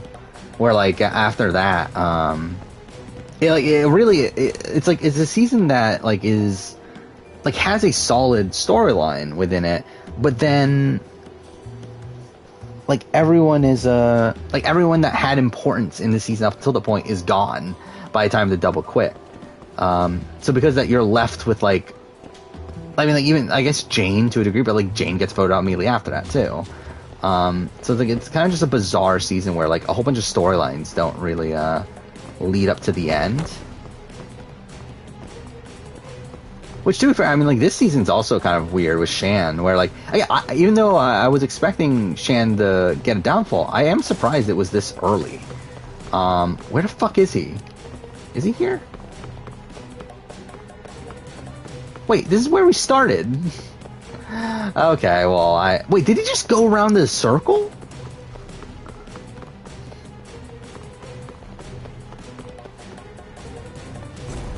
Okay, well, that's some bullshit.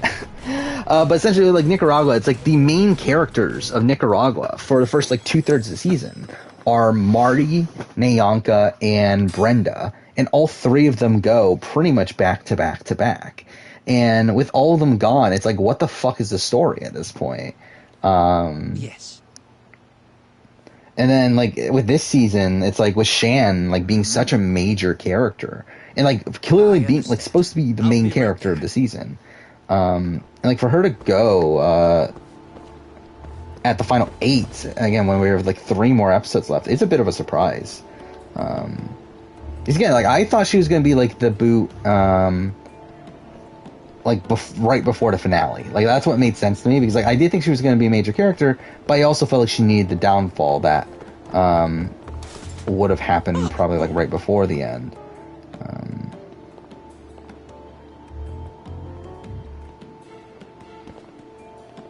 Oof. And Papaya Gate led to something. Papaya Gate led to this episode. Because Papaya Gate was just like like continuing on the Ricard and Shan storyline, which obviously leads up to this. But yeah, Sydney and Tiffany leads to nothing. Evie and Deshawn leads to nothing.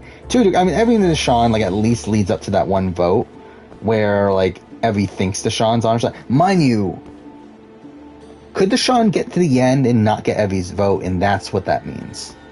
Now I think about it. Is that what that was for?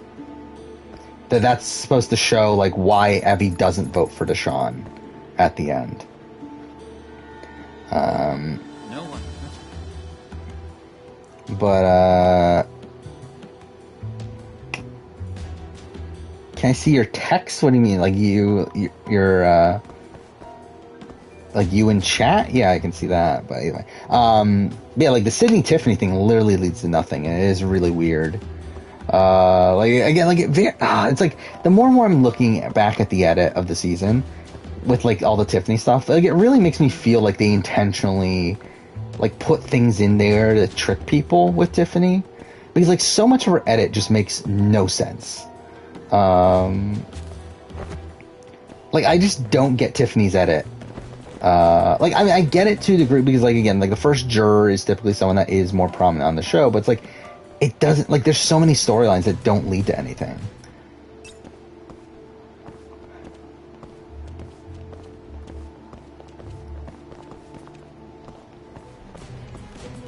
How do winners generally get leaked? Again, it's usually from the players themselves. Like, usually, like, one of the players themselves, like, leaks something to someone else, then eventually goes, like, gets to the, like, online community. Or, it could be, like, someone that worked short-term for production, like, someone that was, like someone, like, that was in Fiji that, wasn't necessarily part of the main crew, but, like, helped out for, like, something minor related to the show, and then they spread things. But yeah, I would say that's probably typically how things get spoiled. Though it's like when it comes to, like, if it's like extremely detailed, then it probably was from a player. But like, I think in terms of loose things, like, oh, this is the final 3 or something like that, then it's probably like just some like random person on the crew. I just realized I lost him again. Oh, fuck off. Where'd he go? Here? Wait, no, where is he? Like, he's still in this area. He's like, it's not telling me that, oh, he's right there. Okay. Whatever. The challenge? I mean, the challenge has, like, specific people that, have sources that spoil the season. And, like, in the way that the challenge is spoiled is very similar to how Redmond gets his information, from what I understand. Is that they have, like, a source within production that tells them. But, again, with Redmond, it's like he doesn't get, like, elimination spoilers. Like, he only wants, like, theme-based spoilers and, like, casting spoilers. But doesn't go for, like, elimination spoilers. And the one time that he did, I think he, like, I think was it Winners at War or was it IOI? That, like, there was one season, it was one of the seasons that he didn't do Edgic. Like, he didn't do his normal, like, Edgic column because he admitted that he was spoiled. But, like, typically he only gets, like, cast spoilers. I don't think it was Winners at War now. I think, well, that seems too recent.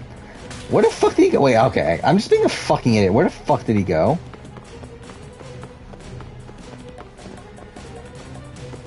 How? How am I losing him every time? Like, where the fuck is he going? Like, why is he going around the circle? Like, why is he going back to this area? What the fuck? Where'd you go? Whatever. You only look at cast spoilers for the challenge? Or for Survivor? Yeah, I used to look at everything. Again, with Survivor now, it's, like, only cast spoilers, but, like, with challenge, I look at everything. Just because, like, to be honest, I don't care about the challenge either. Like, I don't care, like, to where it affects my viewing or analysis of it. I understand. Because, yeah, with Survivor, it's like, yeah, I do cast assessment, mid-season power ranking, that sort of stuff, and that's why I don't do it anymore. But with the challenge, I don't do that, so I don't care as much. And again, like, knowing the spoilers makes it easier to write the review. Like, if you know where the season is going, it allows you to conceptualize the storylines of the season a lot better.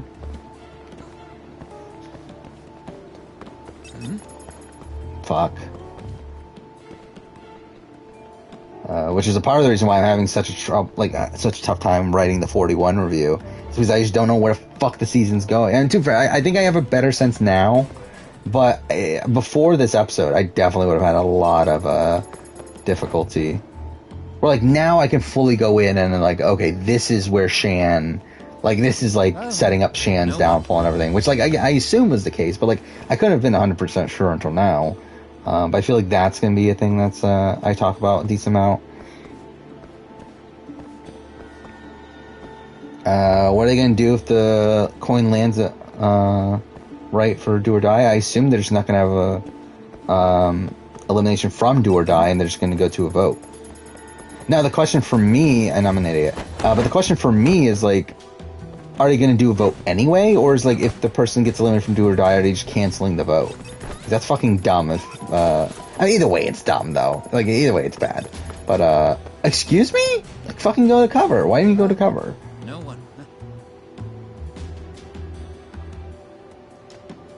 How do I write the review for SA? I mean, again, like, I don't know if you noticed, but, like, I talked about this at the time. My review for SA is under the pretense that Chappies wins. Like, the entire review is written as if Chappies is the winner. Until the until literally the finale, where, like, I even make the joke of, like, and Chappies wins final immunity. Oh, wait, no, it's Nicole, or, like, whatever. I forgot exactly how I did, but, like, that's essentially what I do, because, like, again, like, I didn't, like, I wrote the review under the context of Chappies winning.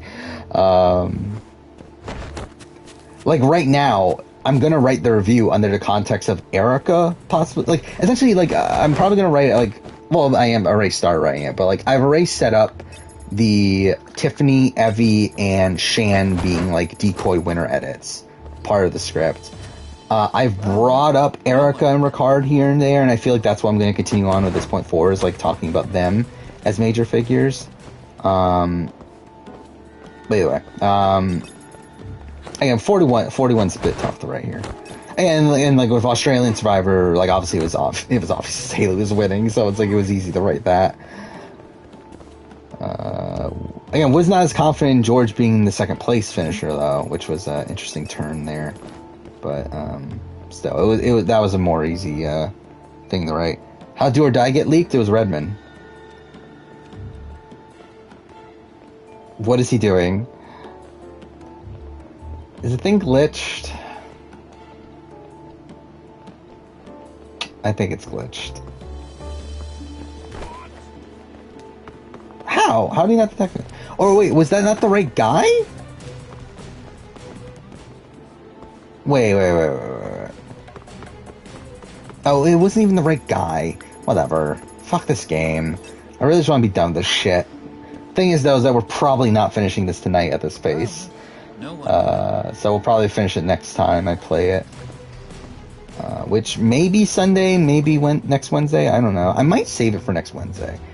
Because again, this is like an okay game to be playing while talking about Survivor, just because like I can like just not focus on it at all, unless I'm in a tailing mission. So I think maybe Sunday we'll do Life is Strange True Colors, do like my replay of the DLC, and through that try to route it speedrun wise, and do one attempt, and then at that point be completely done, because I've literally done every category in the game at that point. Where like now that's the only category I haven't done, because like I haven't routed at all.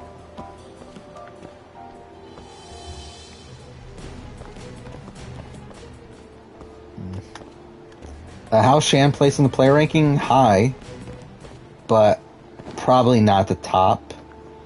Like, if I were to guess right now, I would say like probably like 3 or 4, but we'll see.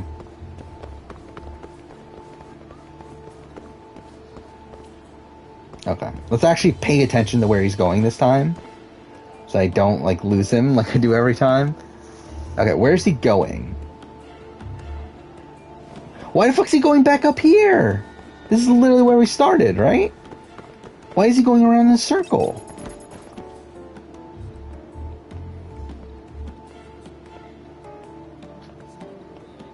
Whatever. Oh, no one. Huh? Yeah, sure, no one. Like, he literally went around in a circle. It's like, what the fuck is this tailing mission?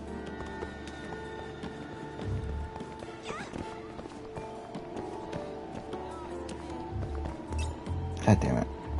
Who's my favorite background character on Survivor? I feel like I'd have to actually look it up to, like, properly say it, a real answer.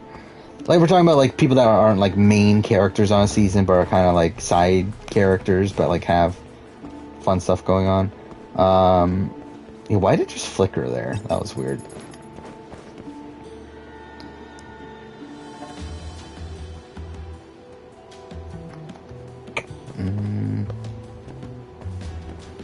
The game's so confusing now. You have Deshaun and Danny on one side, Ricard.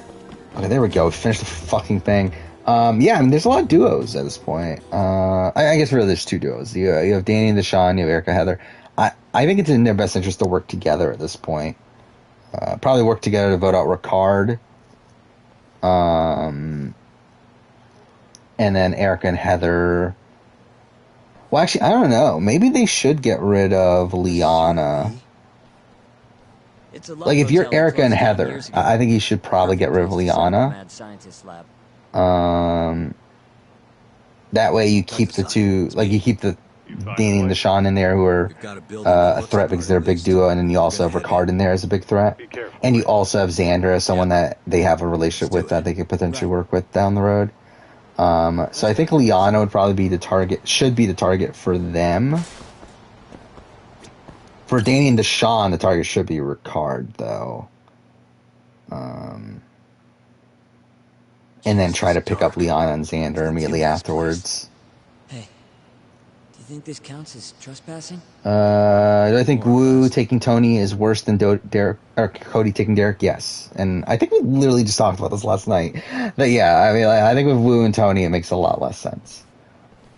Where if Cody and Derek, it's like they had a legitimate like friendship that went beyond the game. What do we do? Only one thing to do. And also, I do think there's more question mark on who wins, and also there's more doubt on. Again, like I think there's more doubt with Cody versus Victoria than there is with Wu versus Cass. Because like Wu versus Cass, Wu wins and it's not even a question. Where like with the Cody taking Victoria, like there's definitely people voting for Victoria. I guess to be fair, people are voting for Cass. Like you have LJ and Jeffra, but no one else is. When I think Xander's Idol's getting flushed, never. Probably. Again, like I think Ricard's the biggest target on the board right now. So yeah, I mean, like there's only 2 more rounds after that to play it. So I mean, like there's not much time to flush his idol. So I wouldn't be surprised if he just like never has to play it until the very end. Who are these guys anyway? Bums off the street, if I had to guess. Ichinose must have offered them a lot to do this. I guess Liana's moment. I want to make the $1 million move, and episode 3 goes nowhere since Shan's gone. I mean, it was pretty much going nowhere once she fails to use the knowledge of power correctly. Because like the $1 million thing. Actually, it wasn't a $1 million move. It's that keeping Xander in was a $1 million mistake, or like her not. Actually, no, it wasn't even that. It was actually the Beware advantage, wasn't it? That could be a $1 million mistake. But either way, it's like, yeah, I mean, that was already going nowhere. Like, again, Liana's been dead in the edit for me since the merge. Like, ever since, like, pretty much, again, I did the mid-season power ranking after episode 6. After episode 7, she's dead. Like, that was the fight. It's like, once she uses the knowledge's power incorrectly, she is not winning the game. Like, she has no storyline to win the game once that happens. Not exactly. Even they can't investigate without a warrant. And like since then, also she's been like undermined at almost every opportunity. So it's like, she's not winning. Got an idea. Like even this episode was really bad for her. Got it. Oh fuck off! I did it again. Whatever. How am I not at the finale yet? By the way, I'm like 2 hours into this almost. I'm still not even at the finale. Oh yeah, it is Thanksgiving, isn't it? I forgot about that. It is technically Thanksgiving now because it's past midnight. Be careful. Yeah, happy Thanksgiving to anyone that's in the U.S. That looks weird. Just the guy just standing there. How's Michael Yerger on the challenge? I don't know. Like again, Michael Yerger seems like a good pick. I mean, like I don't know how Michael Yerger is not the most interesting person in the world though. Like I could see Michael Yerger on the challenge, but like going back to like Dan from Dave vs Goliath, to me he fits the challenge more than Michael Yerger. But either way, yeah, Michael Yerger is someone that's probably not coming back at this point too, right? Like, it's weird how, again, he was the biggest lock after Ghost Island, like him and Dominic. Yeah, I feel like at this point, like, who the fuck talks about Michael Yerger anymore? As a, like, potential returnee. I really like these shoes, too. I think what we're gonna do with this stream here, again, like, we're not gonna finish the game tonight. Like, there's no fucking way. I wanted to, but it's like, again, I was hoping I would be able to stay up for, like, do, like, a 5-hour stream and finish the game, but, yeah, I don't think I'm gonna be able to tonight. So, we'll try to make it to the finale at least. And then, oh, it's this fucking thing. I remember now.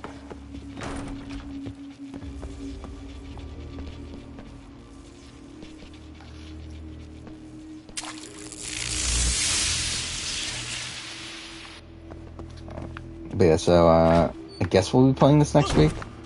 Keep it down, Segura. You're gonna give me a heart attack. Michael Yerger's a pretty famous influencer now. Does he have 2 million Instagram followers? I think he posts a lot of, like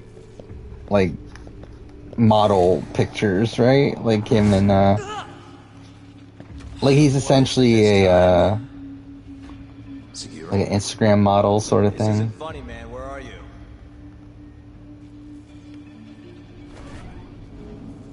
What a weird section of the game this is. Damn it.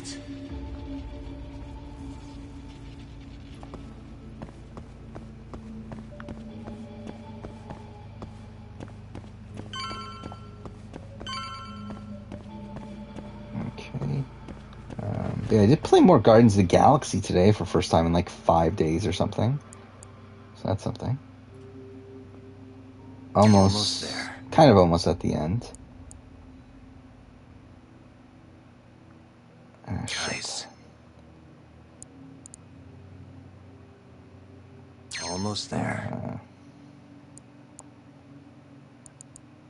How's Cole get called for a challenge? I mean, I don't think it's out of the realm of possibility. Like, I mean, like, obviously, I know he got called, but, like, I don't think it's, like, that surprising that he got called. Like, he fits, I think he's someone that also fits the challenge, but he's not, like, and, like, probably, there's definitely more interesting people to call, but, like, I get it. Segura! The hell?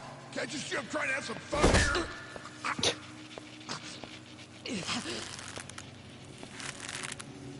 I give him 3 minutes. Who from this challenge, from this season should be on the challenge? Is there anyone? Oh, it's Sydney. Sydney's like the obvious answer, right? Then like a chance at Danny, I guess. I guess Xander also would be someone. Brittany posted that she wants to go in the challenge. Are we talking about Brittany BB23?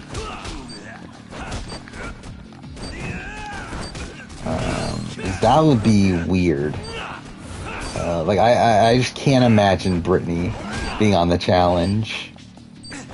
Yeah, that's bizarre, I feel like.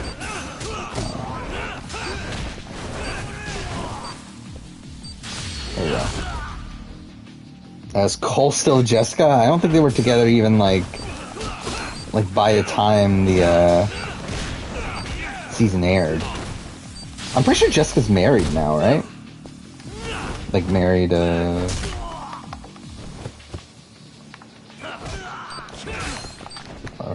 like, to not Cole.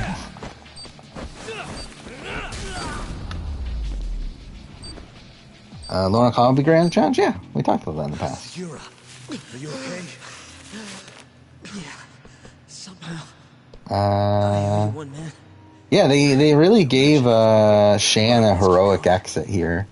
Which is kind of funny considering, like, how, like, negative her edit turned, for the last few episodes. Like, really ever since the merge. So it's like, it's kind of funny they gave her such a heroic exit, but, yeah.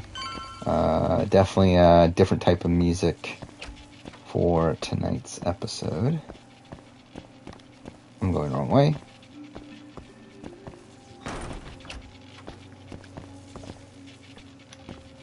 Yeah, Jen Lee was a bizarre casting choice there. Like, Again, the first boot from fucking Amazing Race, what, 30 or 29 or whatever.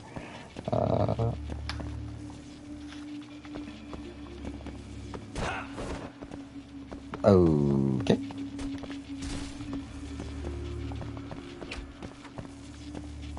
Where am I going then? Oh, it's here. Okay.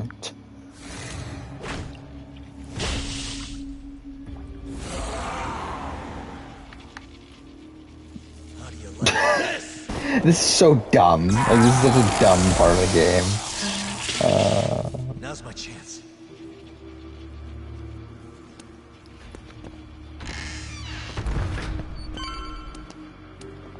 Do I think that Sean have a chance to make the final now? I think he has a chance to make the final. I don't think he has a chance. Like, I think he's increased the chance that he makes it to the end, but decreased the chance that he wins at the end. Where, yeah, I don't think this was a great look for him. Particularly in the fact that, like, Ricard is getting all the credit for making the move. And, like, Ricard and Erica are getting the credit for making the move. Well, like, Deshawn is kind of just, like, coming off as, like, kind of just this guy who had a feud with Shan. And, like, he kind of gets tricked into making the move, more so than, like, actually actively making the move. Like, I do think this is overall, like, not a great look. Mary Lou from Hell's Kitchen, I don't know who that is, so. Okay, this guy does a lot of damage. What the fuck? Yeah, again, like, so my current thoughts on what happened, like, in terms of, like, who's the most likely winner right now. I still think it's Erica, but Ricard jumped up a bit from this episode. But the problem with Ricard is just how is he going to get to the end? How is he going to win? And also the fact that all of his storylines up until this point in the season have been revolved around Shan. So the fact that he has already taken out Shan with 3 episodes left this season is a worry as well. Okay.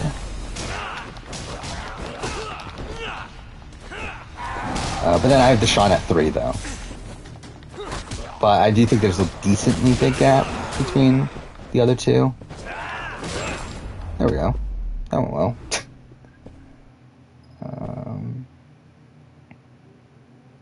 It's basically the Yvonne of that show. Alright, let's look this up. Lou. AKA Lou Beezy. That's something. Yeah, I still, like, get nothing from this, though. Runner-up of season 19. I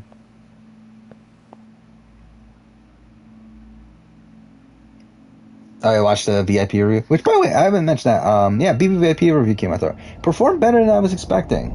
Not that it's performing, like, ridiculously well or anything, obviously, because it's BBAU. But, like, it's actually doing, like, okay for what it is. Like, it's at 838 views right now. Which, again, like, compared to, like, a Survivor video, which would typically be at 4,000 at this point, like, it's not good. But compared to a video game video, like, my Final Fantasy 15 video from last week, like, was at 82 views. So, like, it's 10 times better than that, at least.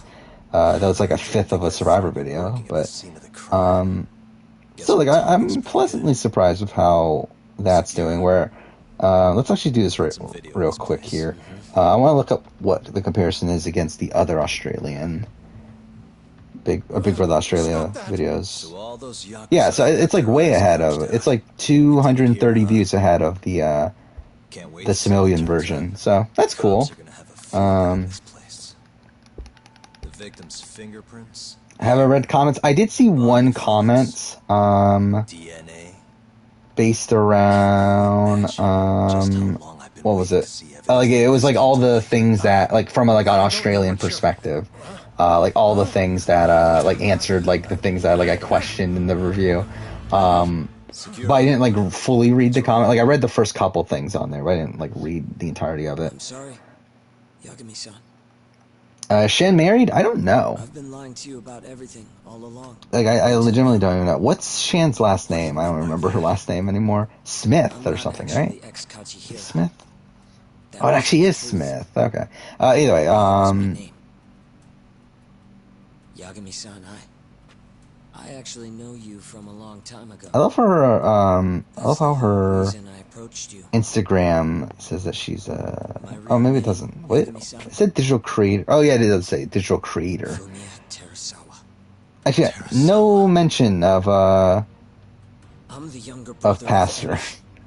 Who this bastard murdered. Sugiura!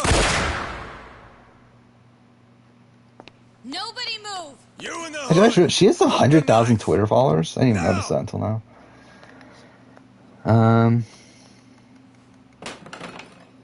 You're under arrest for attempted murder. What was the adjective term I used? I don't remember. Again, I don't remember if it made the cut, but I know at one point I said OTTP in relation to the edit for Caitlyn. But I don't think it made the cut. Because I felt like it felt weird. Oh, did it make the cut? Okay. About your friend. Yeah, I didn't remember. Prosecuting him. Oh, yeah. That's Sojiro. No crime was committed. Oh, it's fucking weird. It's fucking Sojiro from Persona, and then the voice actor for Adult Nier and everything. Whatever. And what brings you to say that?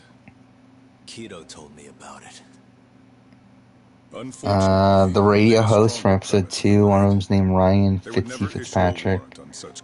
Oh, he was a former BBAU player? It's a good thing I have a better reason lined up. I didn't know that.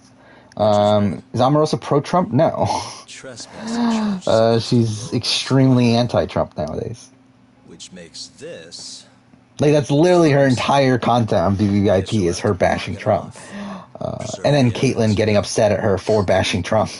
It's so fucking dumb. Fucking BBVIP. If it means helping your investigation. I suppose this was your plan from the start.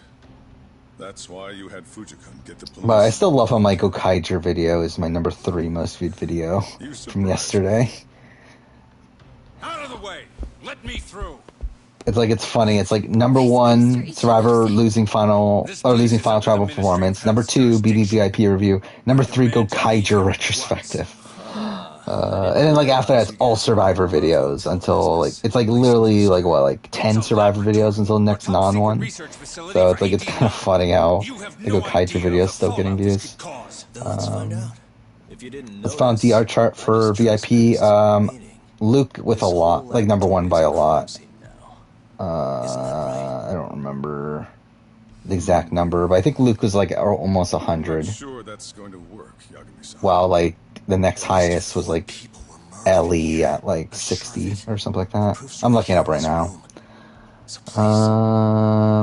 Yeah, so Luke had 94, Ellie 64, Josh 62, then Jessica 51, Imogen 45, Thomas 35, Dane and Bernie 27, Danny 28, Caitlyn 26, Matt 5, and then Omarosa 16. So that's what my count is. Even though, again, I know it's inaccurate, but again, that's just a general sense of the breakdown of screen time. Even if he deserves it. Sarah Wilson should be on the challenge. I mean, she could barely do a Survivor challenge, let alone a fucking challenge.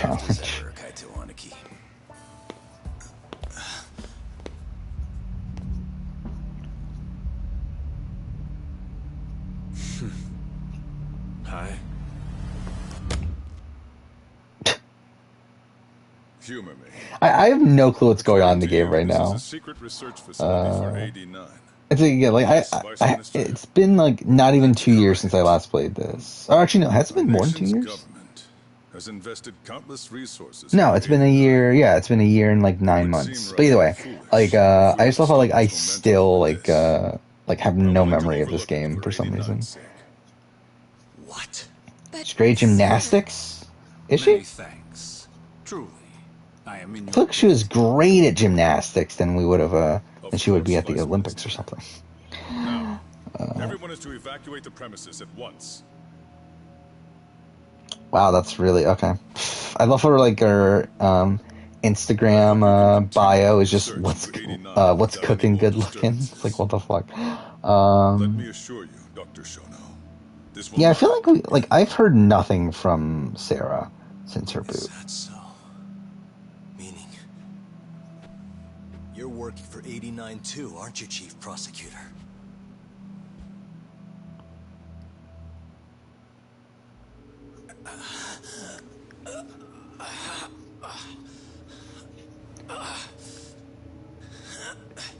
Damn it. Riken, Chip, and Ichan and Joyce said they were doing all winners season. What do? I mean, I feel like that's very unlikely. Like, who the fuck has talked to Riken and Chip or Ichan and Joyce recently? But either way, I don't think Amazing Race is ever doing all winner season either way.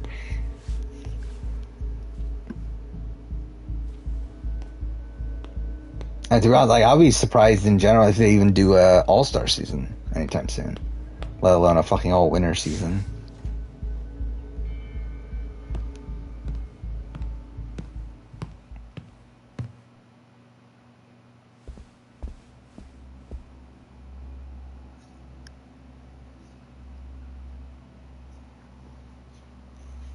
I mean, like, Phil said he wanted, but, like, Phil isn't in production, so it's like he doesn't have any real say over anything. And I think, considering, like, the amount of money it would, like, they would have to spend on bringing people back, too. Like, I don't know if they're willing to put that money into Amazing Race. Which is just not as profitable of a show for CBS as, like, Survivor is. 89 has many influential supporters. It's been announced that another Australian Ninja Warrior person will be on Celebrity Apprentice AU. Why? Why? Like, what? Olivia Vivian was on Celebrity Australian, whatever, Apprentice. But it's like, that was bizarre in its own right. But like, who's this guy? I'm looking at him right now. He's a former Fiji rugby league footballer. And he was on Australian Ninja Warrior seasons 3, 4, and 5. Like, I wouldn't be opposed to watching Australian Ninja Warrior at some point. Even though it's like it's weird. It's a weird format though, because like it's essentially like a much smaller scaled. Are we at the finale? Oh, okay.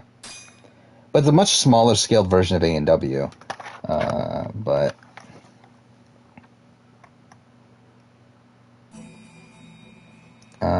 Who did LaRue try to get for an All-Star season? I mean, like, I know for sure he tried to get Ashley Hayden. Like, he talked about how he called Ashley Hayden, and she said no. But outside of that, like, nothing's, like, really confirmed. Drug that exacted human sacrifice. Yagami believed he had finally found... And just the concept, like, it's not confirmed that he ever tried to actually put together an All-Star season, but he did call Ashley Hayden to ask her if she would be willing to do an All-Star season, and she said no. Drug that would save humanity. Who I think fit the challenge, Nick or Phil? I feel like mixing the two would make a lot of sense. Like Phil, like the cockiness of Phil, but like the actual competitive nature of Nick. I think if you mix the two, you have a really good challenge person. But like, I feel like them as individuals, like it's kind of like I don't feel like Phil would do well, but like he would be a more interesting character. Well, like I feel like Nick would do well, but just would be like really boring. You look worse than I was expecting. I hear Kuroiwa paid you a visit. Yep, just him and that baton he's got. I was saying, he was saying Sarah's average. You took Keto too. How'd things go with your stuff? We found Shono's lab, but the police are basically... GameStop's official Black Friday deals start. Chief Prosecutor... Yeah, I'm pretty sure I already own everything. Like, I'm pretty sure I already bought everything that I want. By the way, one of my bigger Black Friday packages came today. So that's something. So I'm only missing, I think, like 4 games at this point. I need to tell you too. What is it? And most of them being like games I don't care as much about. Yeah, that's Not actually his name. Huh? What?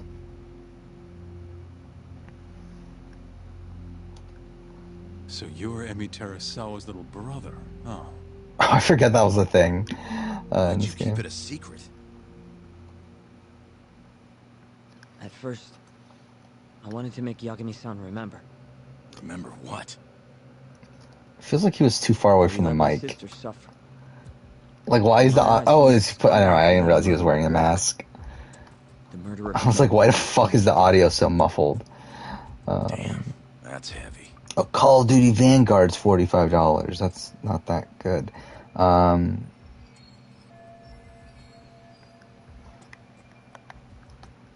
Deathloop still 25. Guardians, whatever.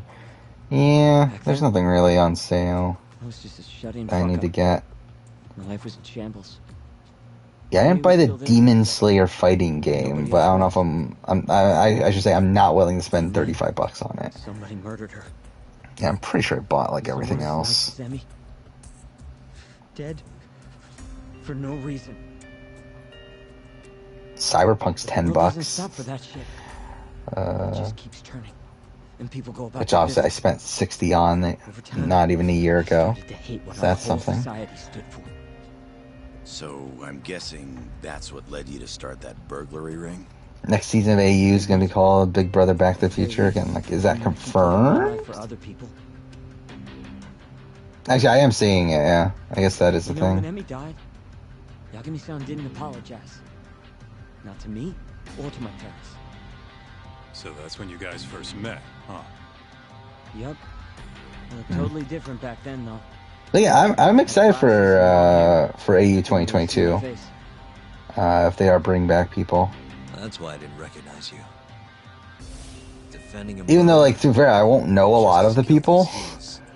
But I still think it'll be an interesting dynamic to see these people, especially these people that hadn't played, that have like been on Big Brother before, but had not played a social strategy game like that before. To see them try to play, I think that's an interesting dynamic. By the way, I love how I just saw this like Daily Mail article that I clicked on. Like you scroll to the bottom, and there's like a very scandalous picture of Tully. That felt very jarring to like see when I was just like randomly scrolling down. But whatever. At least Okubo was getting. Yeah. By the way, it's like I know there's a rumor cast, but like, are they like? It seems early for this stuff to be out. Like, I mean, like I assume they're filming soon, if not already. But like, this is like from a month ago, right? Like, it feels weird that the full cast of like people like was already out that early. Suddenly just became a lawyer again. Sure seemed that way from my perspective. I thought my internet's just like gone to shit in like the last like 5 minutes. Oh, whatever. If you were gonna pretend like nothing happened, I'd make you remember. And I'd make you pay for it. That's why you approached me. Yep. I wanted to know what Okubo was up to, too.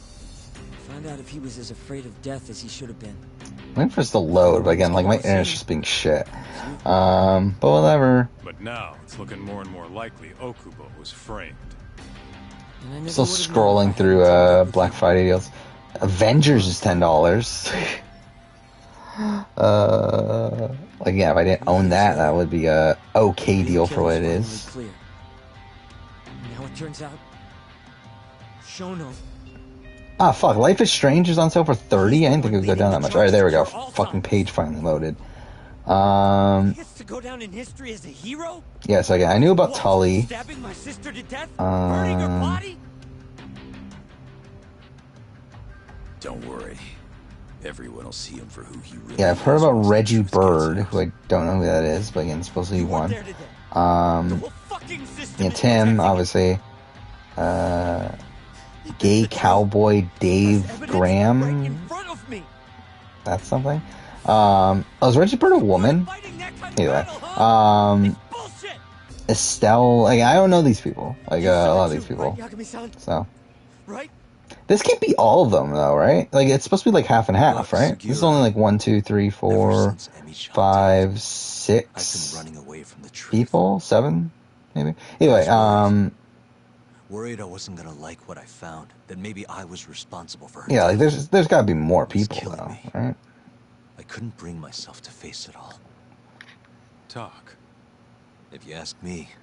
Should you watch Real World Homecoming? I mean, I haven't. But, I don't know. If you're into Real World and stuff, sure. Like, if I had, like, watched the original Real World seasons, I would watch it, but I just haven't, so I'm not as interested. Because deep down, you wanted to know the truth. That sound about right? Yeah, they'll definitely add people later, but I mean, so like, is it going to start half and half, like within the initial group, and then I don't know. Either way, like, because like if that's like 7-ish people, like actually like 6 or 7 people, like that means that like they start off with 12 or so. I guess that would make sense. And then like add other returnee players along the way, and other newbies, I guess. I don't know. Yeah, but all our paths are blocked. Who the hell cares? I love how Watch Dogs Legion is like less than $15 already. Yeah, you guys are out of your goddamn minds.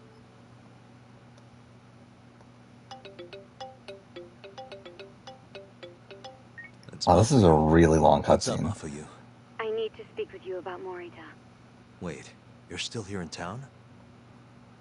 I didn't get a Battle for Bikini Bottom remastered, but I don't think I'm gonna go out of my way to buy that at this point. I think I'm being followed.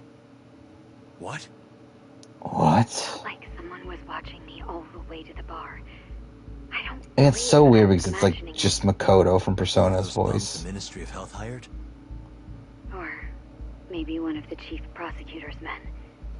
All right, I'll be right over. Thank you. Is Lady Leia a good Survivor player? No. Mind if you were to tell me like this, say like the exact faults in her game, like I wouldn't fucking remember. But like she got voted out like unanimously, right? On SA.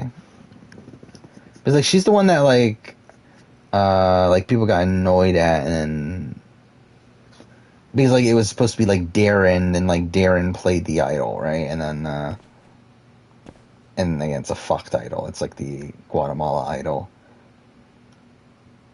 It's like the vote just like turned onto her. She was only 29. For some reason, I remember her being so much older. Actually, I feel like this is just interesting in general. I never pay attention. How old is a lot of the Santa Carolina cast? Like this is good. Jub Jub was 29. Okay, that makes sense. Darren was fucking 37.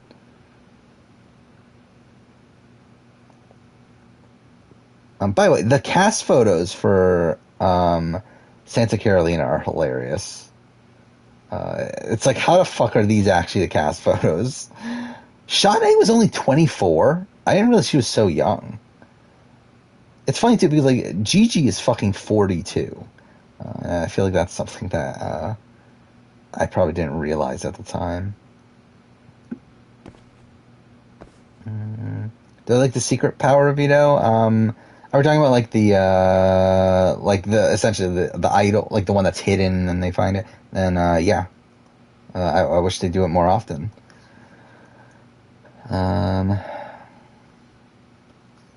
But yeah, I don't get why.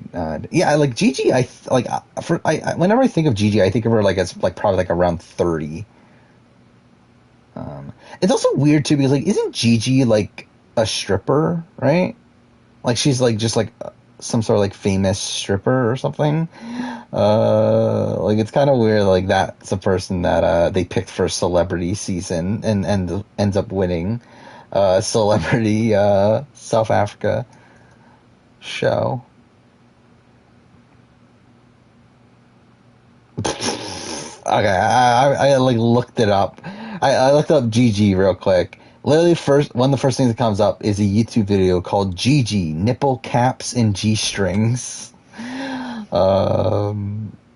Yeah. Okay, so she's the owner of an exotic club. And she's also an exotic dancer herself. Okay. But how is she a celebrity? That's why I don't... Like, what was she a celebrity from?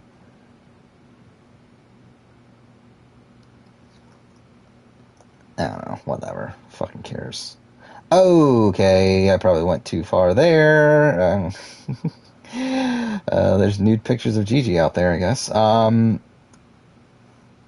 Yeah. Like, I don't get what she was actually popular from. Like, it's just like a known thing of like, oh, her strip club's like a really like popular thing. Like, I really don't get how she became someone that ends up being on a Celebrity Survivor season.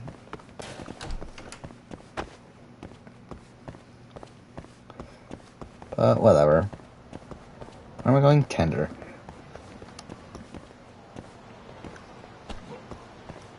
No, Jane is not 16. Again, no. Jane is 18. She talks like it's on the show. Oh, like she's 18. She's not 16.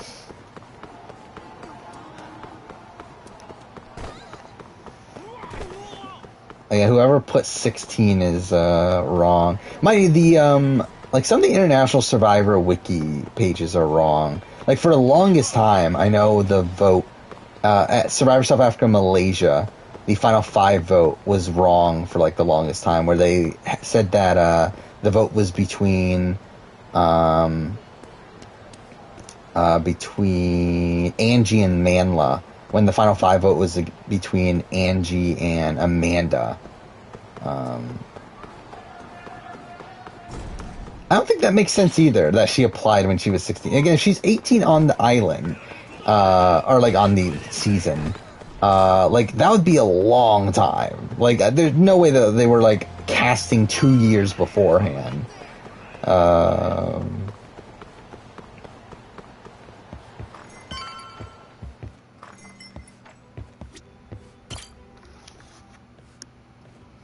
Thanks for coming. How did it look outside? Did you see anyone suspicious? Not particularly. Seemed fine to me. Mind if I sit? Let's see, Jane Dalton? That's her name? Face? What? This? It's nothing. You said you wanted to talk to me about Morita? Yes.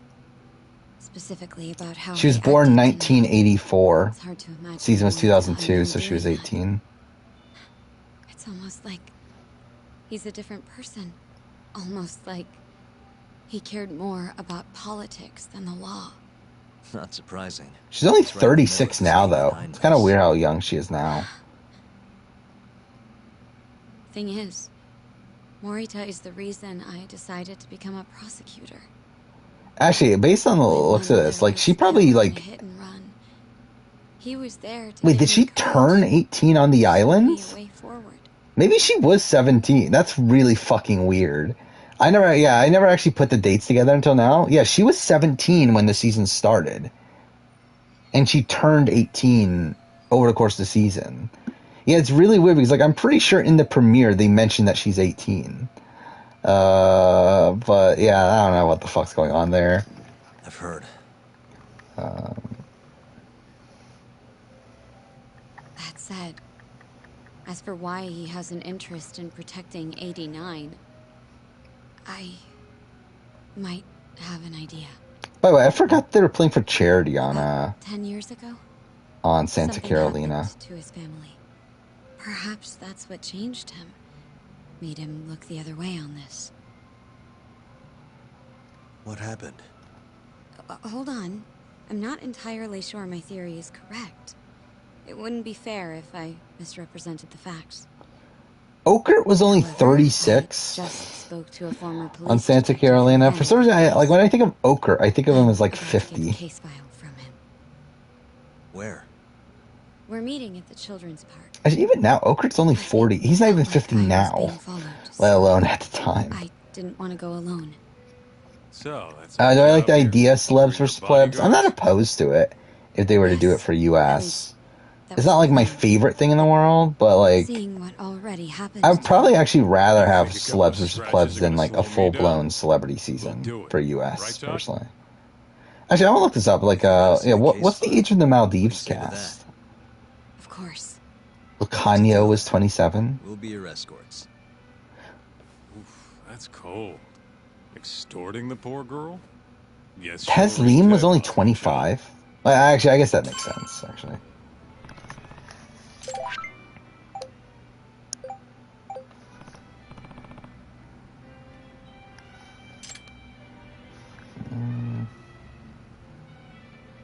I forgot Jacques was even a person on that season. Roxy was only 24. I don't know if she was so young. Harry was 27? He seemed younger than that. I forget Allison was so old too. She was 53. Either way. Alright, what are we doing? I don't know. I don't know how much further I want to get in the actual game. Wait, I'm not supposed to go this way. Because, like, I don't want to get, like, too far. The detective is waiting for us. If I'm not going to finish it tonight. Yeah, let's do it. Like, I don't think we're in a position to finish it tonight.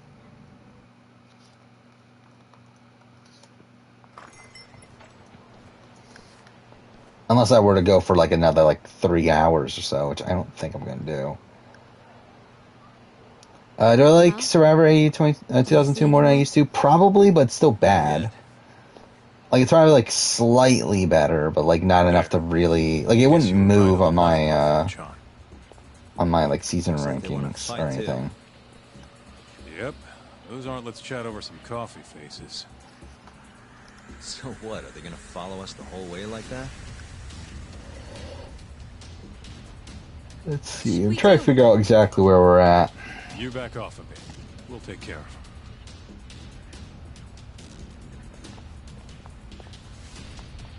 Let's go, Kaito-san.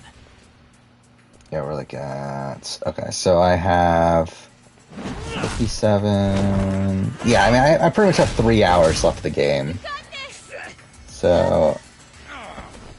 Like, I'm not playing for another 3 hours tonight.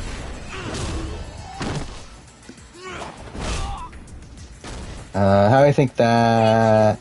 I don't know who this person is. Like, I'm pretty sure, like... Is that the Master Chef person that's on Australian Survivor? Yeah. But, like, I know nothing about this person. So... I don't know. Let's not screw this up. What's this? Oh, just put it from there. I don't know if I'll do a preseason power ranking, but I'll do cast assessment. Again, like with preseason power ranking for me, it's like, like for me essentially, it's like, I'll do cast assessments for newbie casts, but with all-star cast, I'll do preseason power ranking because, like, I feel like preseason power ranking, I need to have a bit more information that I don't really have with cast assessments. Or with newbie cast, so that's why I do cast assessments instead. Because it's not like as in depth of a look at the players.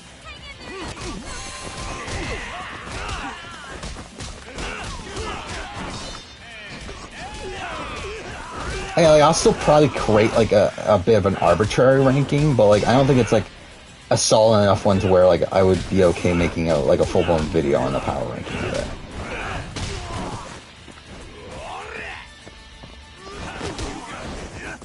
I mean, like, I'm not going to do the video until, like, the cast is officially released.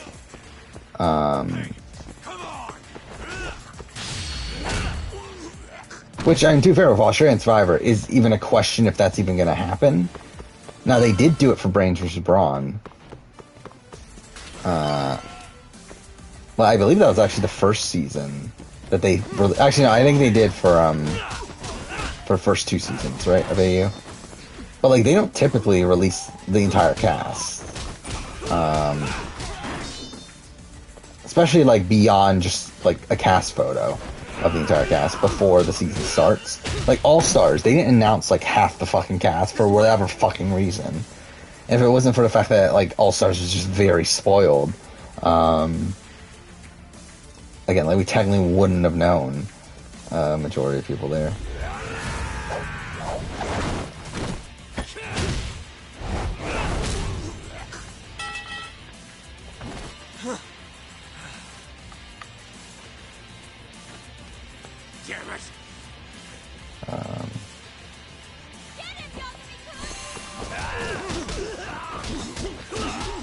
Yeah, I mean, yeah, I don't see myself doing a power ranking, though, for... Again, like, I'll talk about it on stream. I'll talk about probably my power ranking of it, but, like, I won't do the video based around the power ranking. No, I'm not really a boxing or wrestling fan. I feel like again, like, I've talked about this in previous streams, that, like, with wrestling, it's like, I never got into it, but, like, I feel like it would have been a thing that I would have been into if I had watched it when I was a kid. But it's not really a thing I have any interest in nowadays, but, like, I'm pretty sure, like, that's the sort of thing that I would have loved when I was a kid, but, just never got around to it.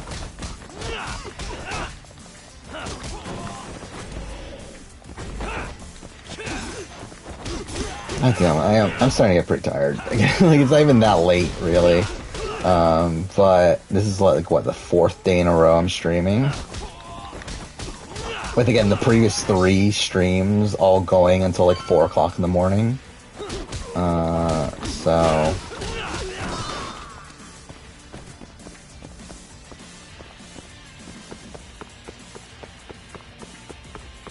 So, yeah, I think we'll probably go for another, like, I don't know, 30 minutes or so, but I think we might end it even before the 3-hour mark.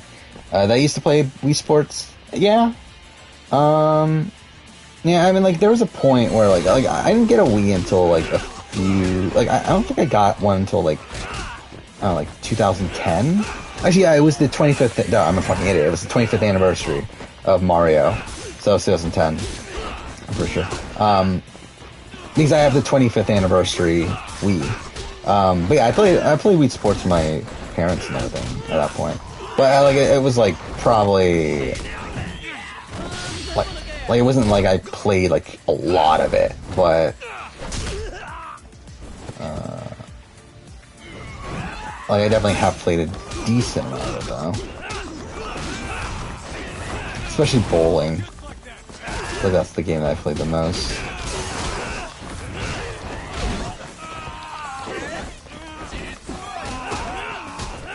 You want to be famous? No, I don't. Yeah, I still find it funny. I'm still getting these.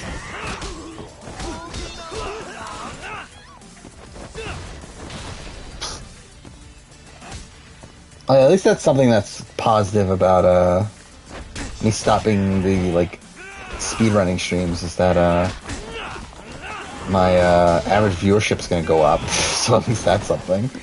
With because like my average viewership has like taken a massive dive ever since I started doing speedrun streams, which is funny. And not that it really matters, because I'm not anywhere close to getting partnership anyway, which is the only point where it would actually like kind of matter is if I was close to it, but I'm not, so it doesn't matter.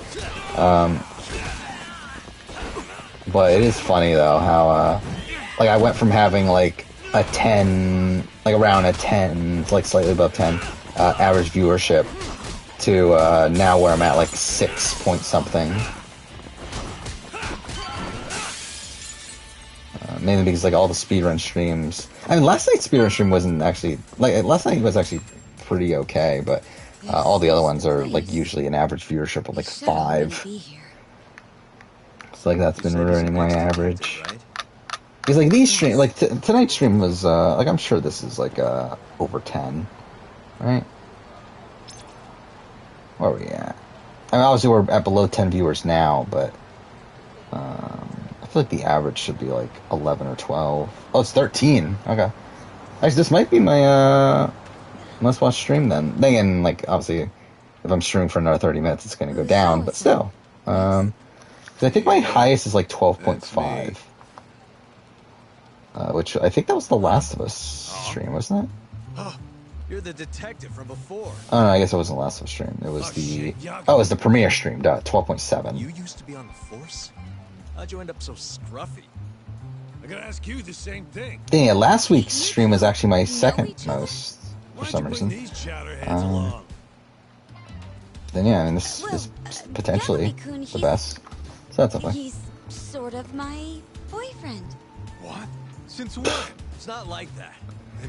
VIP had the entire cast as a jury. Who would like who would win? I still think Luke would probably win, right? If like there was a jury for VIP. Chief Prosecutor Morita's older brother. Especially like I think Luke would win pretty handily, really. A caretaker. Or like I think Imogen would vote Luke. Jessica would probably vote Luke. But that one's like a bit more like it could be Josh, but like I think it's Luke. Their mother was over 70. You got Thomas who would vote Luke. You have Dane who would vote Josh. Yeah. It's hard to say what a dementia patient. You have Bernie who would vote Ellie. Even for a second. So that's what 311. Wander out in the middle of the night. Was it Caitlin before that? Who was no Danny. Danny would vote Luke. So 411. Caitlin would vote Ellie. 421. Matt would vote Josh, I guess. Not that really matters. 422. Omarosa would vote Luke. So 522. Do I think that All-Stars 2 would be the greatest season? Greatest? No, but I have a feeling it'll be a good season now. All he got from his mother in return was abuse. Verbal. Yeah, like it already like has a lot of potential to be better than All-Stars 1, and to me All-Stars 1 was already a really good. Oh, I forgot about that. Yeah, you're right. Yeah, Matt was Matt probably votes Ellie actually, right? I forgot about that. Yeah, Matt was upset at. I mean, Josh was like the main one to flip against Matt. So yeah, I think he votes Ellie then. So 5-3. So 5-3-1, right? Either way, I think Luke wins. Whatever became of him after all that? Well, not long afterward, he tried to hang himself and failed. So they suspended his sentence until he was more stable. And where is he now? It says here he died a year later. By his own hand. Yeah, Omarosa votes for Luke. After everything his brother did, Morita was removed in the spotlight for a while. I forgot about that. Yeah, like Luke got Omarosa to vote for Dane. I forgot that happened. Unquestionable leader on the force. So then. I mean, like really. I mean, like I think Luke wins a jury vote if he gets the end on most seasons of a social strategy game that he's ever on. And the problem is that he's not there most of the time. And like BBVIP is a format that very much benefits him. That allowed him to finally get to that point. With a tragedy like that. Yeah, like in any given like social strategy game that has a jury vote, like I feel like Luke is like almost winning that every time. And even from a public vote standpoint, I think he's very likely I suppose I can understand to win a public vote. You can? Against any given grouping of people, especially Australian public vote. Where I do think again the storyline about his family and his daughter and everything, plus also his like really fun personality and the fact that he's like this family man and everything. Like it's just like it's like everything aligns there. I didn't even pay attention. I passed 3 million views at some point. I didn't even notice that until now for the main channel. Interesting. What is? Oh yeah, something else that happened since last time I streamed. Sasuke 39 got its first trailer, and we got a date, which is December 28th, which I think it's going to be an extra video, my review of it. Like, if I really wanted to, I could, like... Actually, I don't know, because it's a Tuesday, right? Yeah, so it's kind of fucked. I don't know what I'm gonna do exactly with that. Actually, fuck. Do I include? No. That doesn't count as reality TV season. So I was gonna say, do I include it in my reality TV video? But no. Because like that airs the day before that reality TV video is supposed to come out. But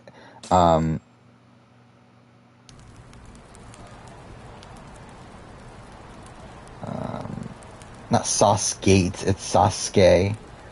It's the original Japanese show that American Ninja Warrior and stuff is based off of. Close. Do you mind if we drop in on Saori? Oh, sure. What's up? Oh. Yeah, so I guess that'll be, yeah. I currently have it scheduled for Monday anyway, so I guess that'll probably be when I do it. Whatever. I was gonna go fill her in on what happened tonight anyway. Why? Kido never would have ended up in Kamurocho if not. So January 3rd, so that'll be like almost a week after the season. Or after the... You can't be whatever.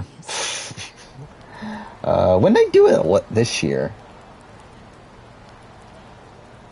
Oh, it was still, yeah, it was January 6th. So when did it air this year? Sasuke 38. Yeah, so that was over, actually that was even a longer gap. Yeah, so I guess that's probably what I'm going to do. Oh, what am I going to do for a thumbnail of Sasuke 39? I love the thumbnail of Sasuke 38. Like, I like the image of Yamada and Nagano looking at opposite directions. But I don't know what I'm going to do with 39. Whatever. It's also still a bit down the road. Yeah, I've talked about this. Yeah, Luke's the best player in PPAU. And it's not really close either. And yeah, Danny is not the best player in BBAU. I think Danny is the best character, like, is possibly the best character in BBAU. I think Danny might be a better character than Luke. Like, if we're talking purely off of, like, entertainment they bring to the show and that sort of thing. Like, Danny is just incredible TV, but, he is definitely not the best,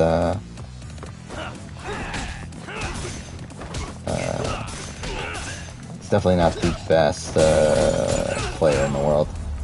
Do I think Derek Chavez might return for All-Stars 3? No, because we already know who was on All-Stars 3. But I wouldn't be opposed. Like, I wouldn't be opposed to seeing him back down the road, which is fine considering he was like the biggest like what the fuck pick to me coming into the season. But yeah, we already know the cast of. We already know the winner of All Stars 3. Like, I'm already spoiled in All Stars 3, by the way. Huh? Yo, Yagami-san. I didn't realize you'd be stopping by. Awfully suspicious. Which again is kind of ironic considering we're only like at episode 1 of or episode 2 of All-Star. Is All-Star? There's an episode of All-Stars today, right? Hold on. I want to know what you two. So I'll have to watch that. Actually, is it out yet? Probably not, right? So I think it's not until like 3 o'clock or something that the maybe not, or maybe it is. That Paramount Plus updates. Is it just me, or is Saori-san enjoying this? Oh yeah. Yeah, and Steve was also like I've never heard of Steve before. So like I didn't know like how much of a what the fuck pick he was, but like out of the people I've actually heard of, I feel like Derek Chavez was the most bizarre choice. Because like looking at the cat, like I never heard of Ayana.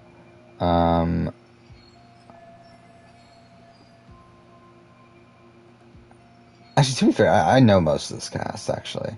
But yeah, Steve I didn't know, and Sophia I didn't know until, like, she was an alternate for last season. Oh, I didn't know Leia, either. But, like, out of the people I knew, I did feel like Derek Chavez felt like why is he coming back? But, again, yeah, I thought he was fun here. Don't think like that. And obviously, like, he has the tragic story about his sister and everything. We can't trust anyone except ourselves. So yeah, I wouldn't be opposed to seeing him again. Can I say something real quick? I'm not sure I'm the best person to be defending Ayabe. Not against an enemy this powerful. What do you mean?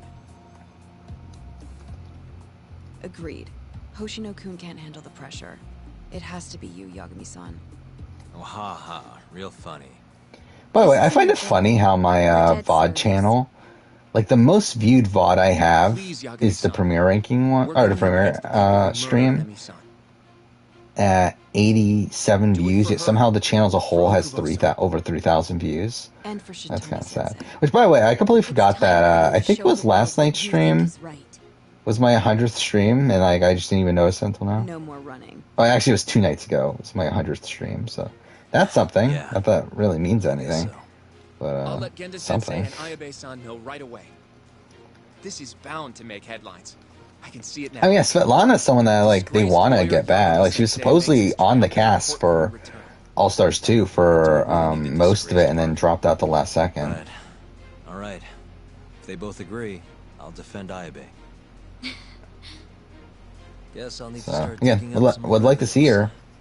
Just we'll see whenever they feel to get around.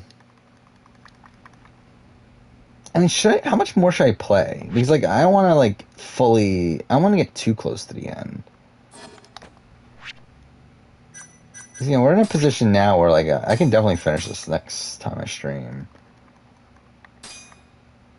So yeah, I think that's what we'll do. I think we'll end here gameplay-wise. We might stream for a little bit more in terms of talking. Yeah, Inferno... Was it Inferno 3 or was it Gauntlet 3?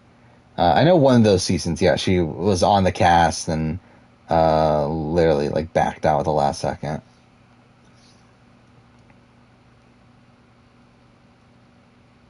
But, yeah.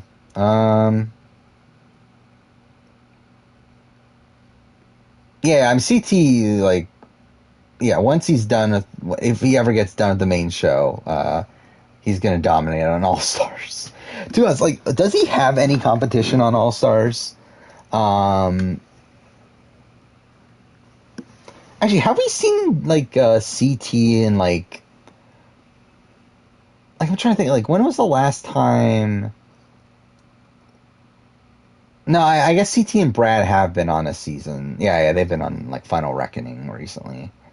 But even though, like, CT was barely on Final Reckoning. But, still. I don't know, like, who has he, like, competed against? Okay, I guess I'll look at the Challenge cast again. Or Challenge All-Stars 2 cast again. Like, who on this season has he, like, who would actually give him competition here? Because, like, I think CT's obviously better than Darrell at this point. Better than Derek. I feel like, even though we haven't no, they were on, I mean, I guess Derek, yeah, I forgot Derek was on, like, as recently as Dirty 30. Like, Dirty 30 feels like it's so long ago, but it was actually only, like, what, not even 5 years ago, right? Because I forget that CT made the final at Dirty 30. Because it's really weird that he, like, didn't win Dirty 30 to me. Like, considering, like, how, like, much of a dominant presence he seems to be nowadays. Like, the fact that he, like, gets third, like, last place in the Dirty 30 final is weird. Mind you, again, like, that's a really good final. Again, like, you have Derek, Jordan, CT, like, 3... like all-time greats, but still feels weird. I forgot Tony got so far in that season. Yeah, I'm surprised Tony hasn't been on All-Stars, considering how many recent people they've been casting the last couple seasons. Or really, All-Stars 3, I guess. Yeah, I would say Jordan, I guess, debatably better than CT. I'm trying to think. So, Total Madness. Yeah, that was a clusterfuck for CT. They were on the same team, obviously, for War of the Worlds 2 by the end of it. It's still weird to me that Jordan won War of the Worlds 2. Like, what a fucking weird season. Like, I love War of the Worlds 2. It's such a clusterfuck of a season, also. Where it's like essentially you have like it's like a dominant strategic force in that season, and then they just don't win at the end, and it's like this random grouping of people, like Team UK, which only has one UK person on it, ends up winning. It's like, what the fuck is that? Do I think CT will pass Bananas for being on the most seasons? Probably. Yeah, I think World of Wars 2 is the most strategic season of the challenge. That's why I do kind of like it, because like it is essentially Cara, Marie, and Polly dominating the game, really, where like they take full control of the US side and they have enough allies on the UK side to dominate what's going on there. Yeah, I've always liked World of Wars 2. I do need to rewatch it though.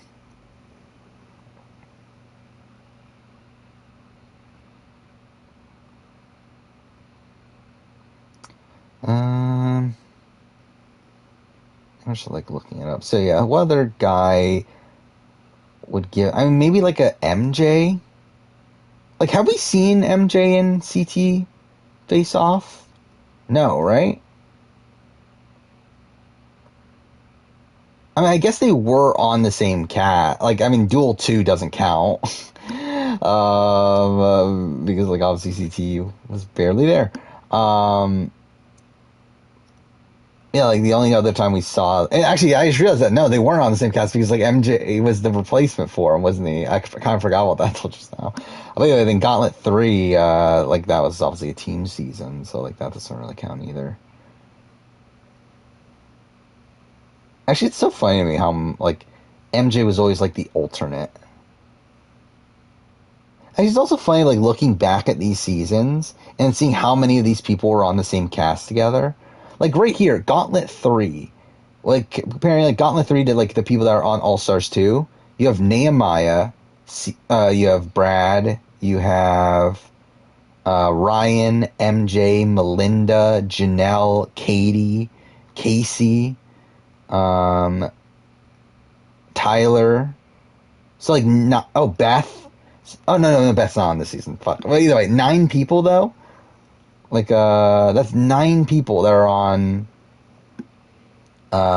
this one season of All-Stars 2 that were on the Gauntlet 3.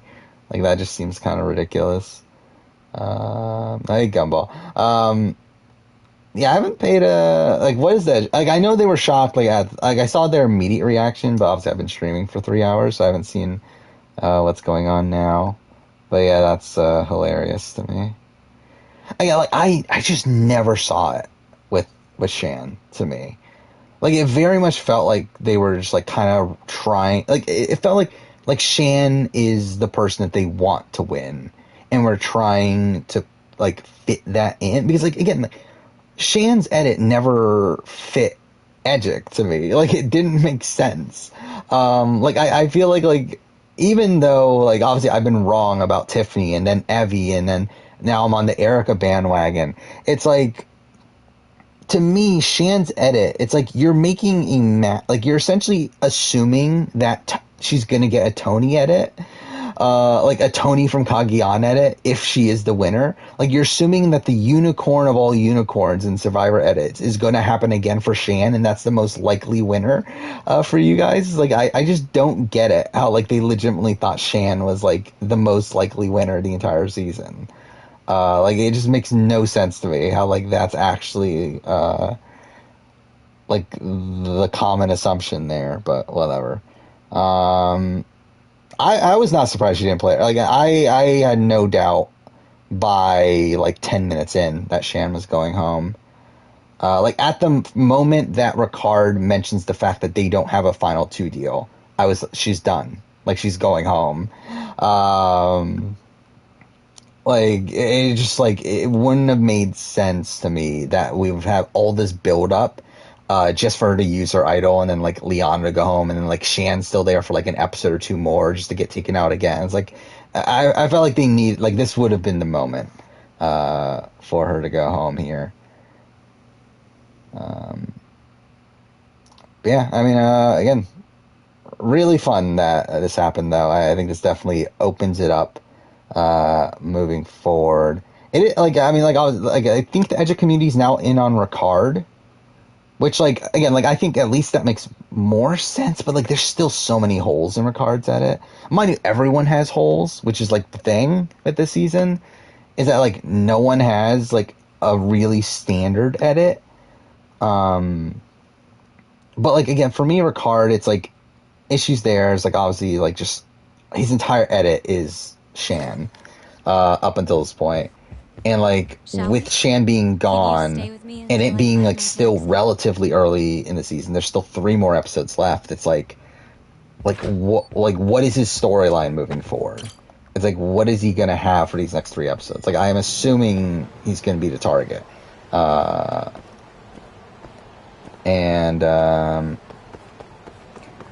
think Erica got enough credit to where if she's the main person to take out Ricard, I feel like that's still good enough.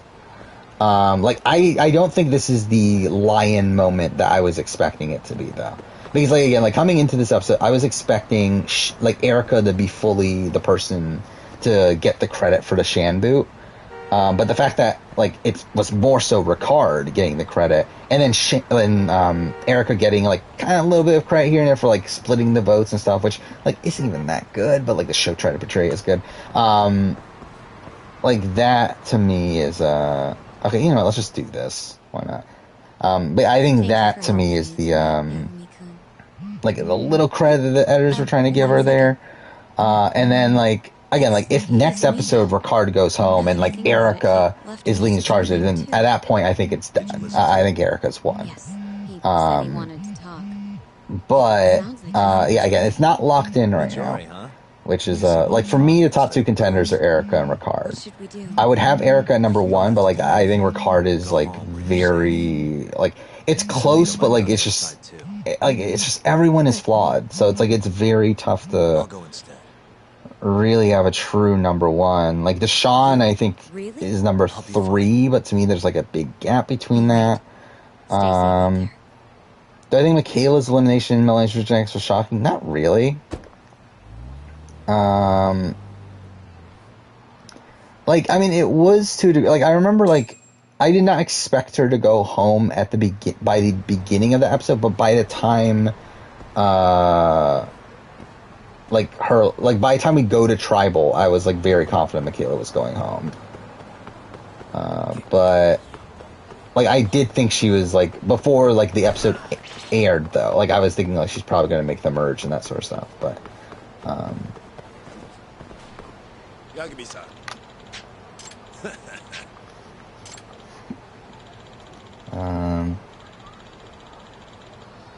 yeah, I'm trying to remember who else is left. So yeah, you got. Again, Liana, Danny, and Heather are all pretty dead. With no chance. Xander does not have the personal content. And also has been undermining the edit consistently.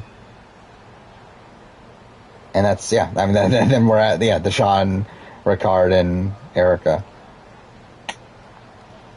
Yeah. Again, it's a weird edit. It's an interesting edit. But again, having rewatched episodes 1 and 4, and then it's you just kind of realize how much of the storyline, it's episode 1, it's we do get set up of Erica's I forgot what the actual line was, but essentially talking about being an animal in a cage, right? Something like that. And then in episode 4, we get the start of her lamb into a lion sort of thing. And then she becomes the focus of the Luvu tribe from that point forward, even though she's not actually getting the content herself, but other people talking about her. And then you obviously have the merge, which at the time I thought was circumstantial, but now it's this is probably just the coming out part of her game, where now she's going to become an important character.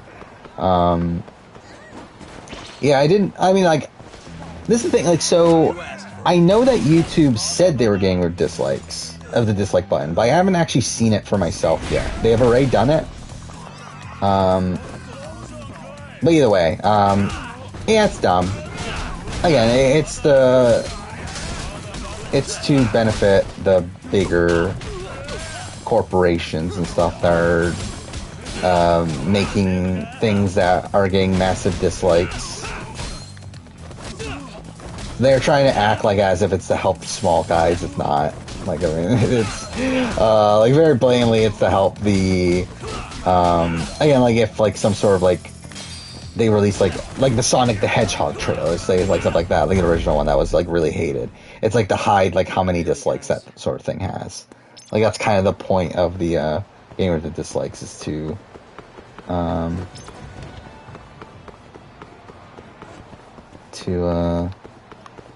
do that.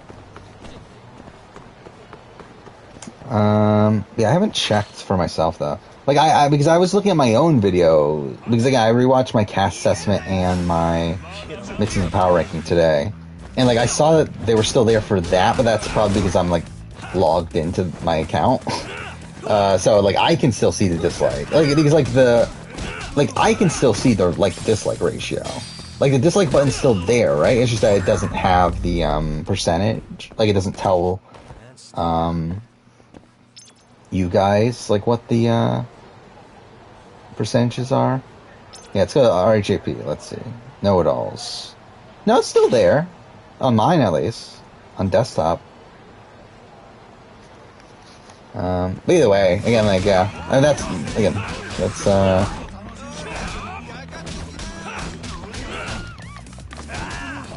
that is why they're doing it.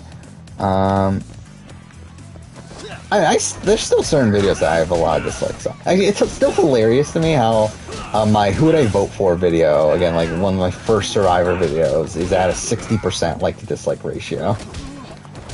Which is obviously really bad. Again, like the dislike ratio should be in the high 90s for any standard YouTube channel. But yeah, like 60% is hilarious. And I have some other videos that are also very low as well. Let's see. I mean, like a lot of my bigger videos are like my season rankings at 90%, which is not great. Winner ranking 84%. Runner-up rankings at 77%.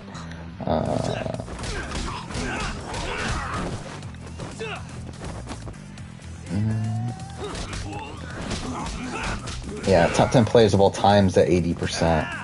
Yu-Gi-Oh! Series ranking at 81%, which I don't actually even get why that one's so low.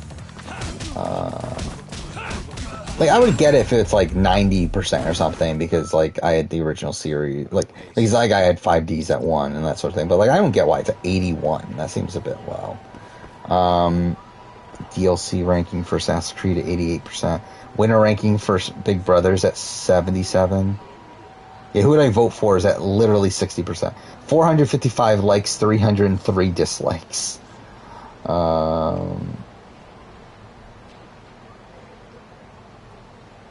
I just went to Know-it-alls, like the latest Know-it-alls, and I saw how many dislikes. So let's see, yeah. Survivor Know-it-alls. Yeah, I see it here, like 347 likes, 10 dislikes. I wonder, like, does it have something to do with me using dark mode? Like, if I go to... No, I mean, no, it's still there. If I go to light mode. Which, I mean, to be fair, that shouldn't make a difference, because all they're changing is the fucking, CSS.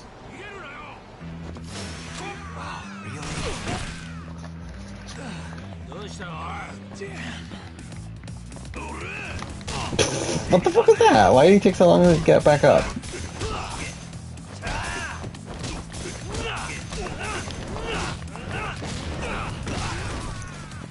I don't know, maybe it's like, I don't know, is it like by channel basis that they're doing it? I don't know. That seems weird.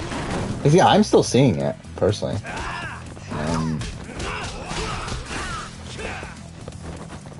I've been looking at the screen.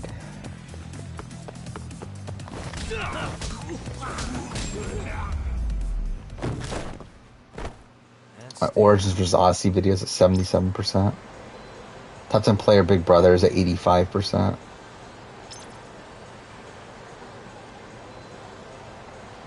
But yeah, like the majority of my videos are like 95 or above, but there's definitely a fair share that are relatively low.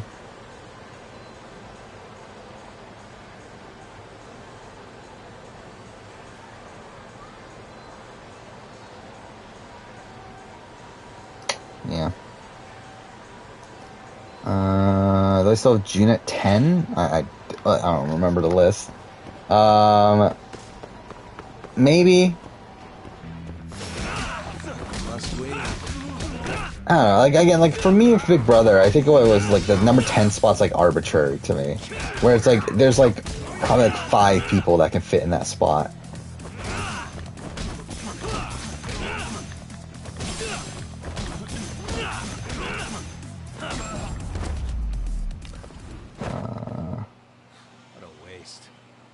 Well, my Jet Prop season ranking video is at 99.4%. That's pretty high, considering the amount of likes there.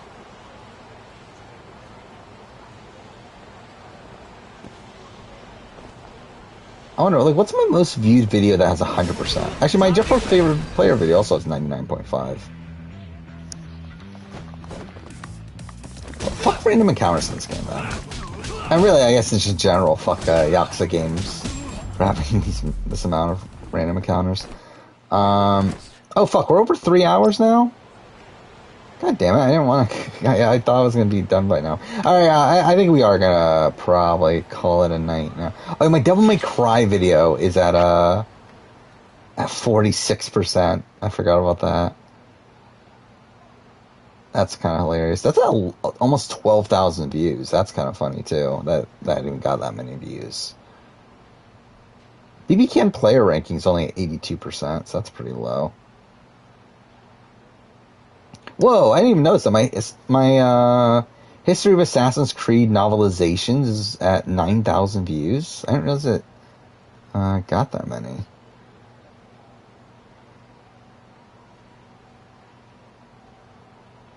Battle of the Seasons is 98%. That's pretty good. Oh, what is the, like, I mean, I guess, like, I mean, obviously, like, the more views you get, the harder and harder it is to get 100%, like, the dislike ratio. But I do, like, I'm trying to find, oh, there it is. Future of Amazing Race, that's my most, viewed 100% like to dislike ratio. BB Can 8 season review has 100% like to dislike ratio. How the fuck did that happen? Like, how do you have an entire season review that has 100%? That's pretty amazing. Is BB Can 1 a good season? I would say yes. Like, for me, it's an iconic season. I really do enjoy it. Even though, like in the grand scheme of BB Can, it's probably like it's a bottom half season for sure. But I do really enjoy it personally. It's a bit rough though nowadays. I did try to rewatch part of it not too long ago, and it hasn't aged the greatest, but it's still a really good season. Why is my Telltale... I forgot I even did this, Walking Dead Telltale episode ranking, but like yeah, like why does that have such a low like to dislike? It's 83%. That feels pretty low for that.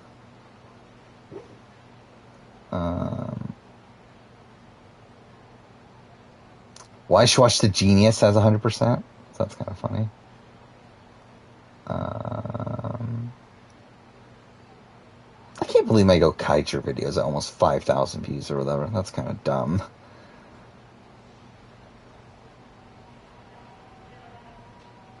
PS4 exclusive ranking 75%. That makes sense though. Hey, how the fuck did my Fate of Atlantis review get so many views? Like, that 100% should not. And that's not, like, legitimately a bad video. So I get why that's at 42% like to dislike ratio. Like, I don't know what the fuck I was thinking when making that video. I mean, because like that was the first video I ever did without a script. But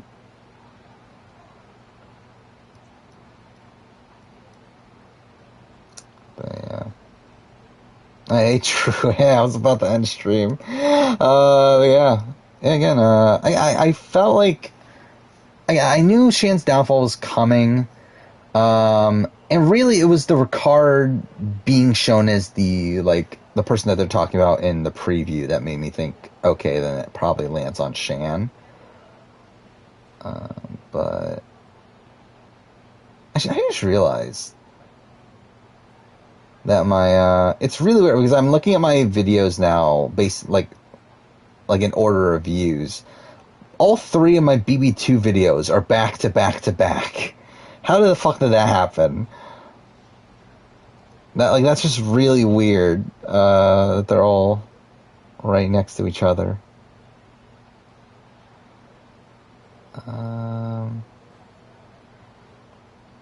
Either way, I think we're good. Again, so yeah,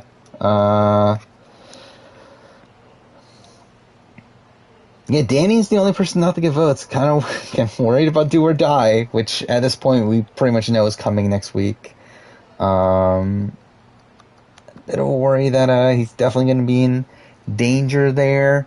I'm hoping it just leads to nothing. And Danny just legitimately doesn't win the game. Because again, Danny's not winning based on the edit. But I really hope it's not due to Do or Die.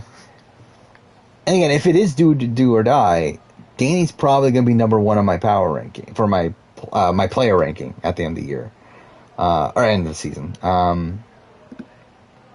So yeah. Were there comments on the BB Can 8 video? Yeah.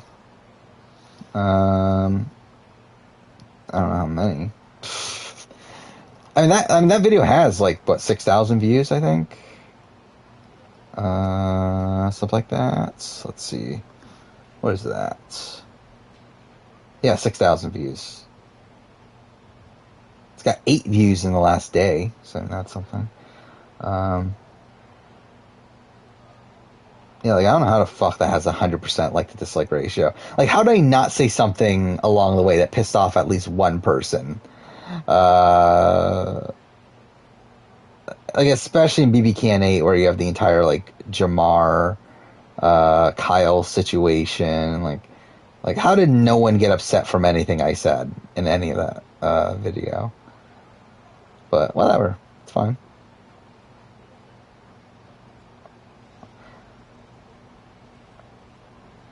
Anyway, yeah. So again, I think we're good. Again, in an ideal world, obviously, I would have liked to finish the game tonight, but there's no way I'm staying up in there 3 hours. So we'll do it next time. So who is going home from Do or Die? I mean, no one has to go home from Do or Die. That's the thing, is that the person who gets to Do or Die, they have a 50-50 chance of getting eliminated. If they don't get eliminated, then nothing happens from it. So no one has to go home from Do or Die. So the hope is that no one goes home from it. But I think if someone is going home from it, then it's either Danny or Heather.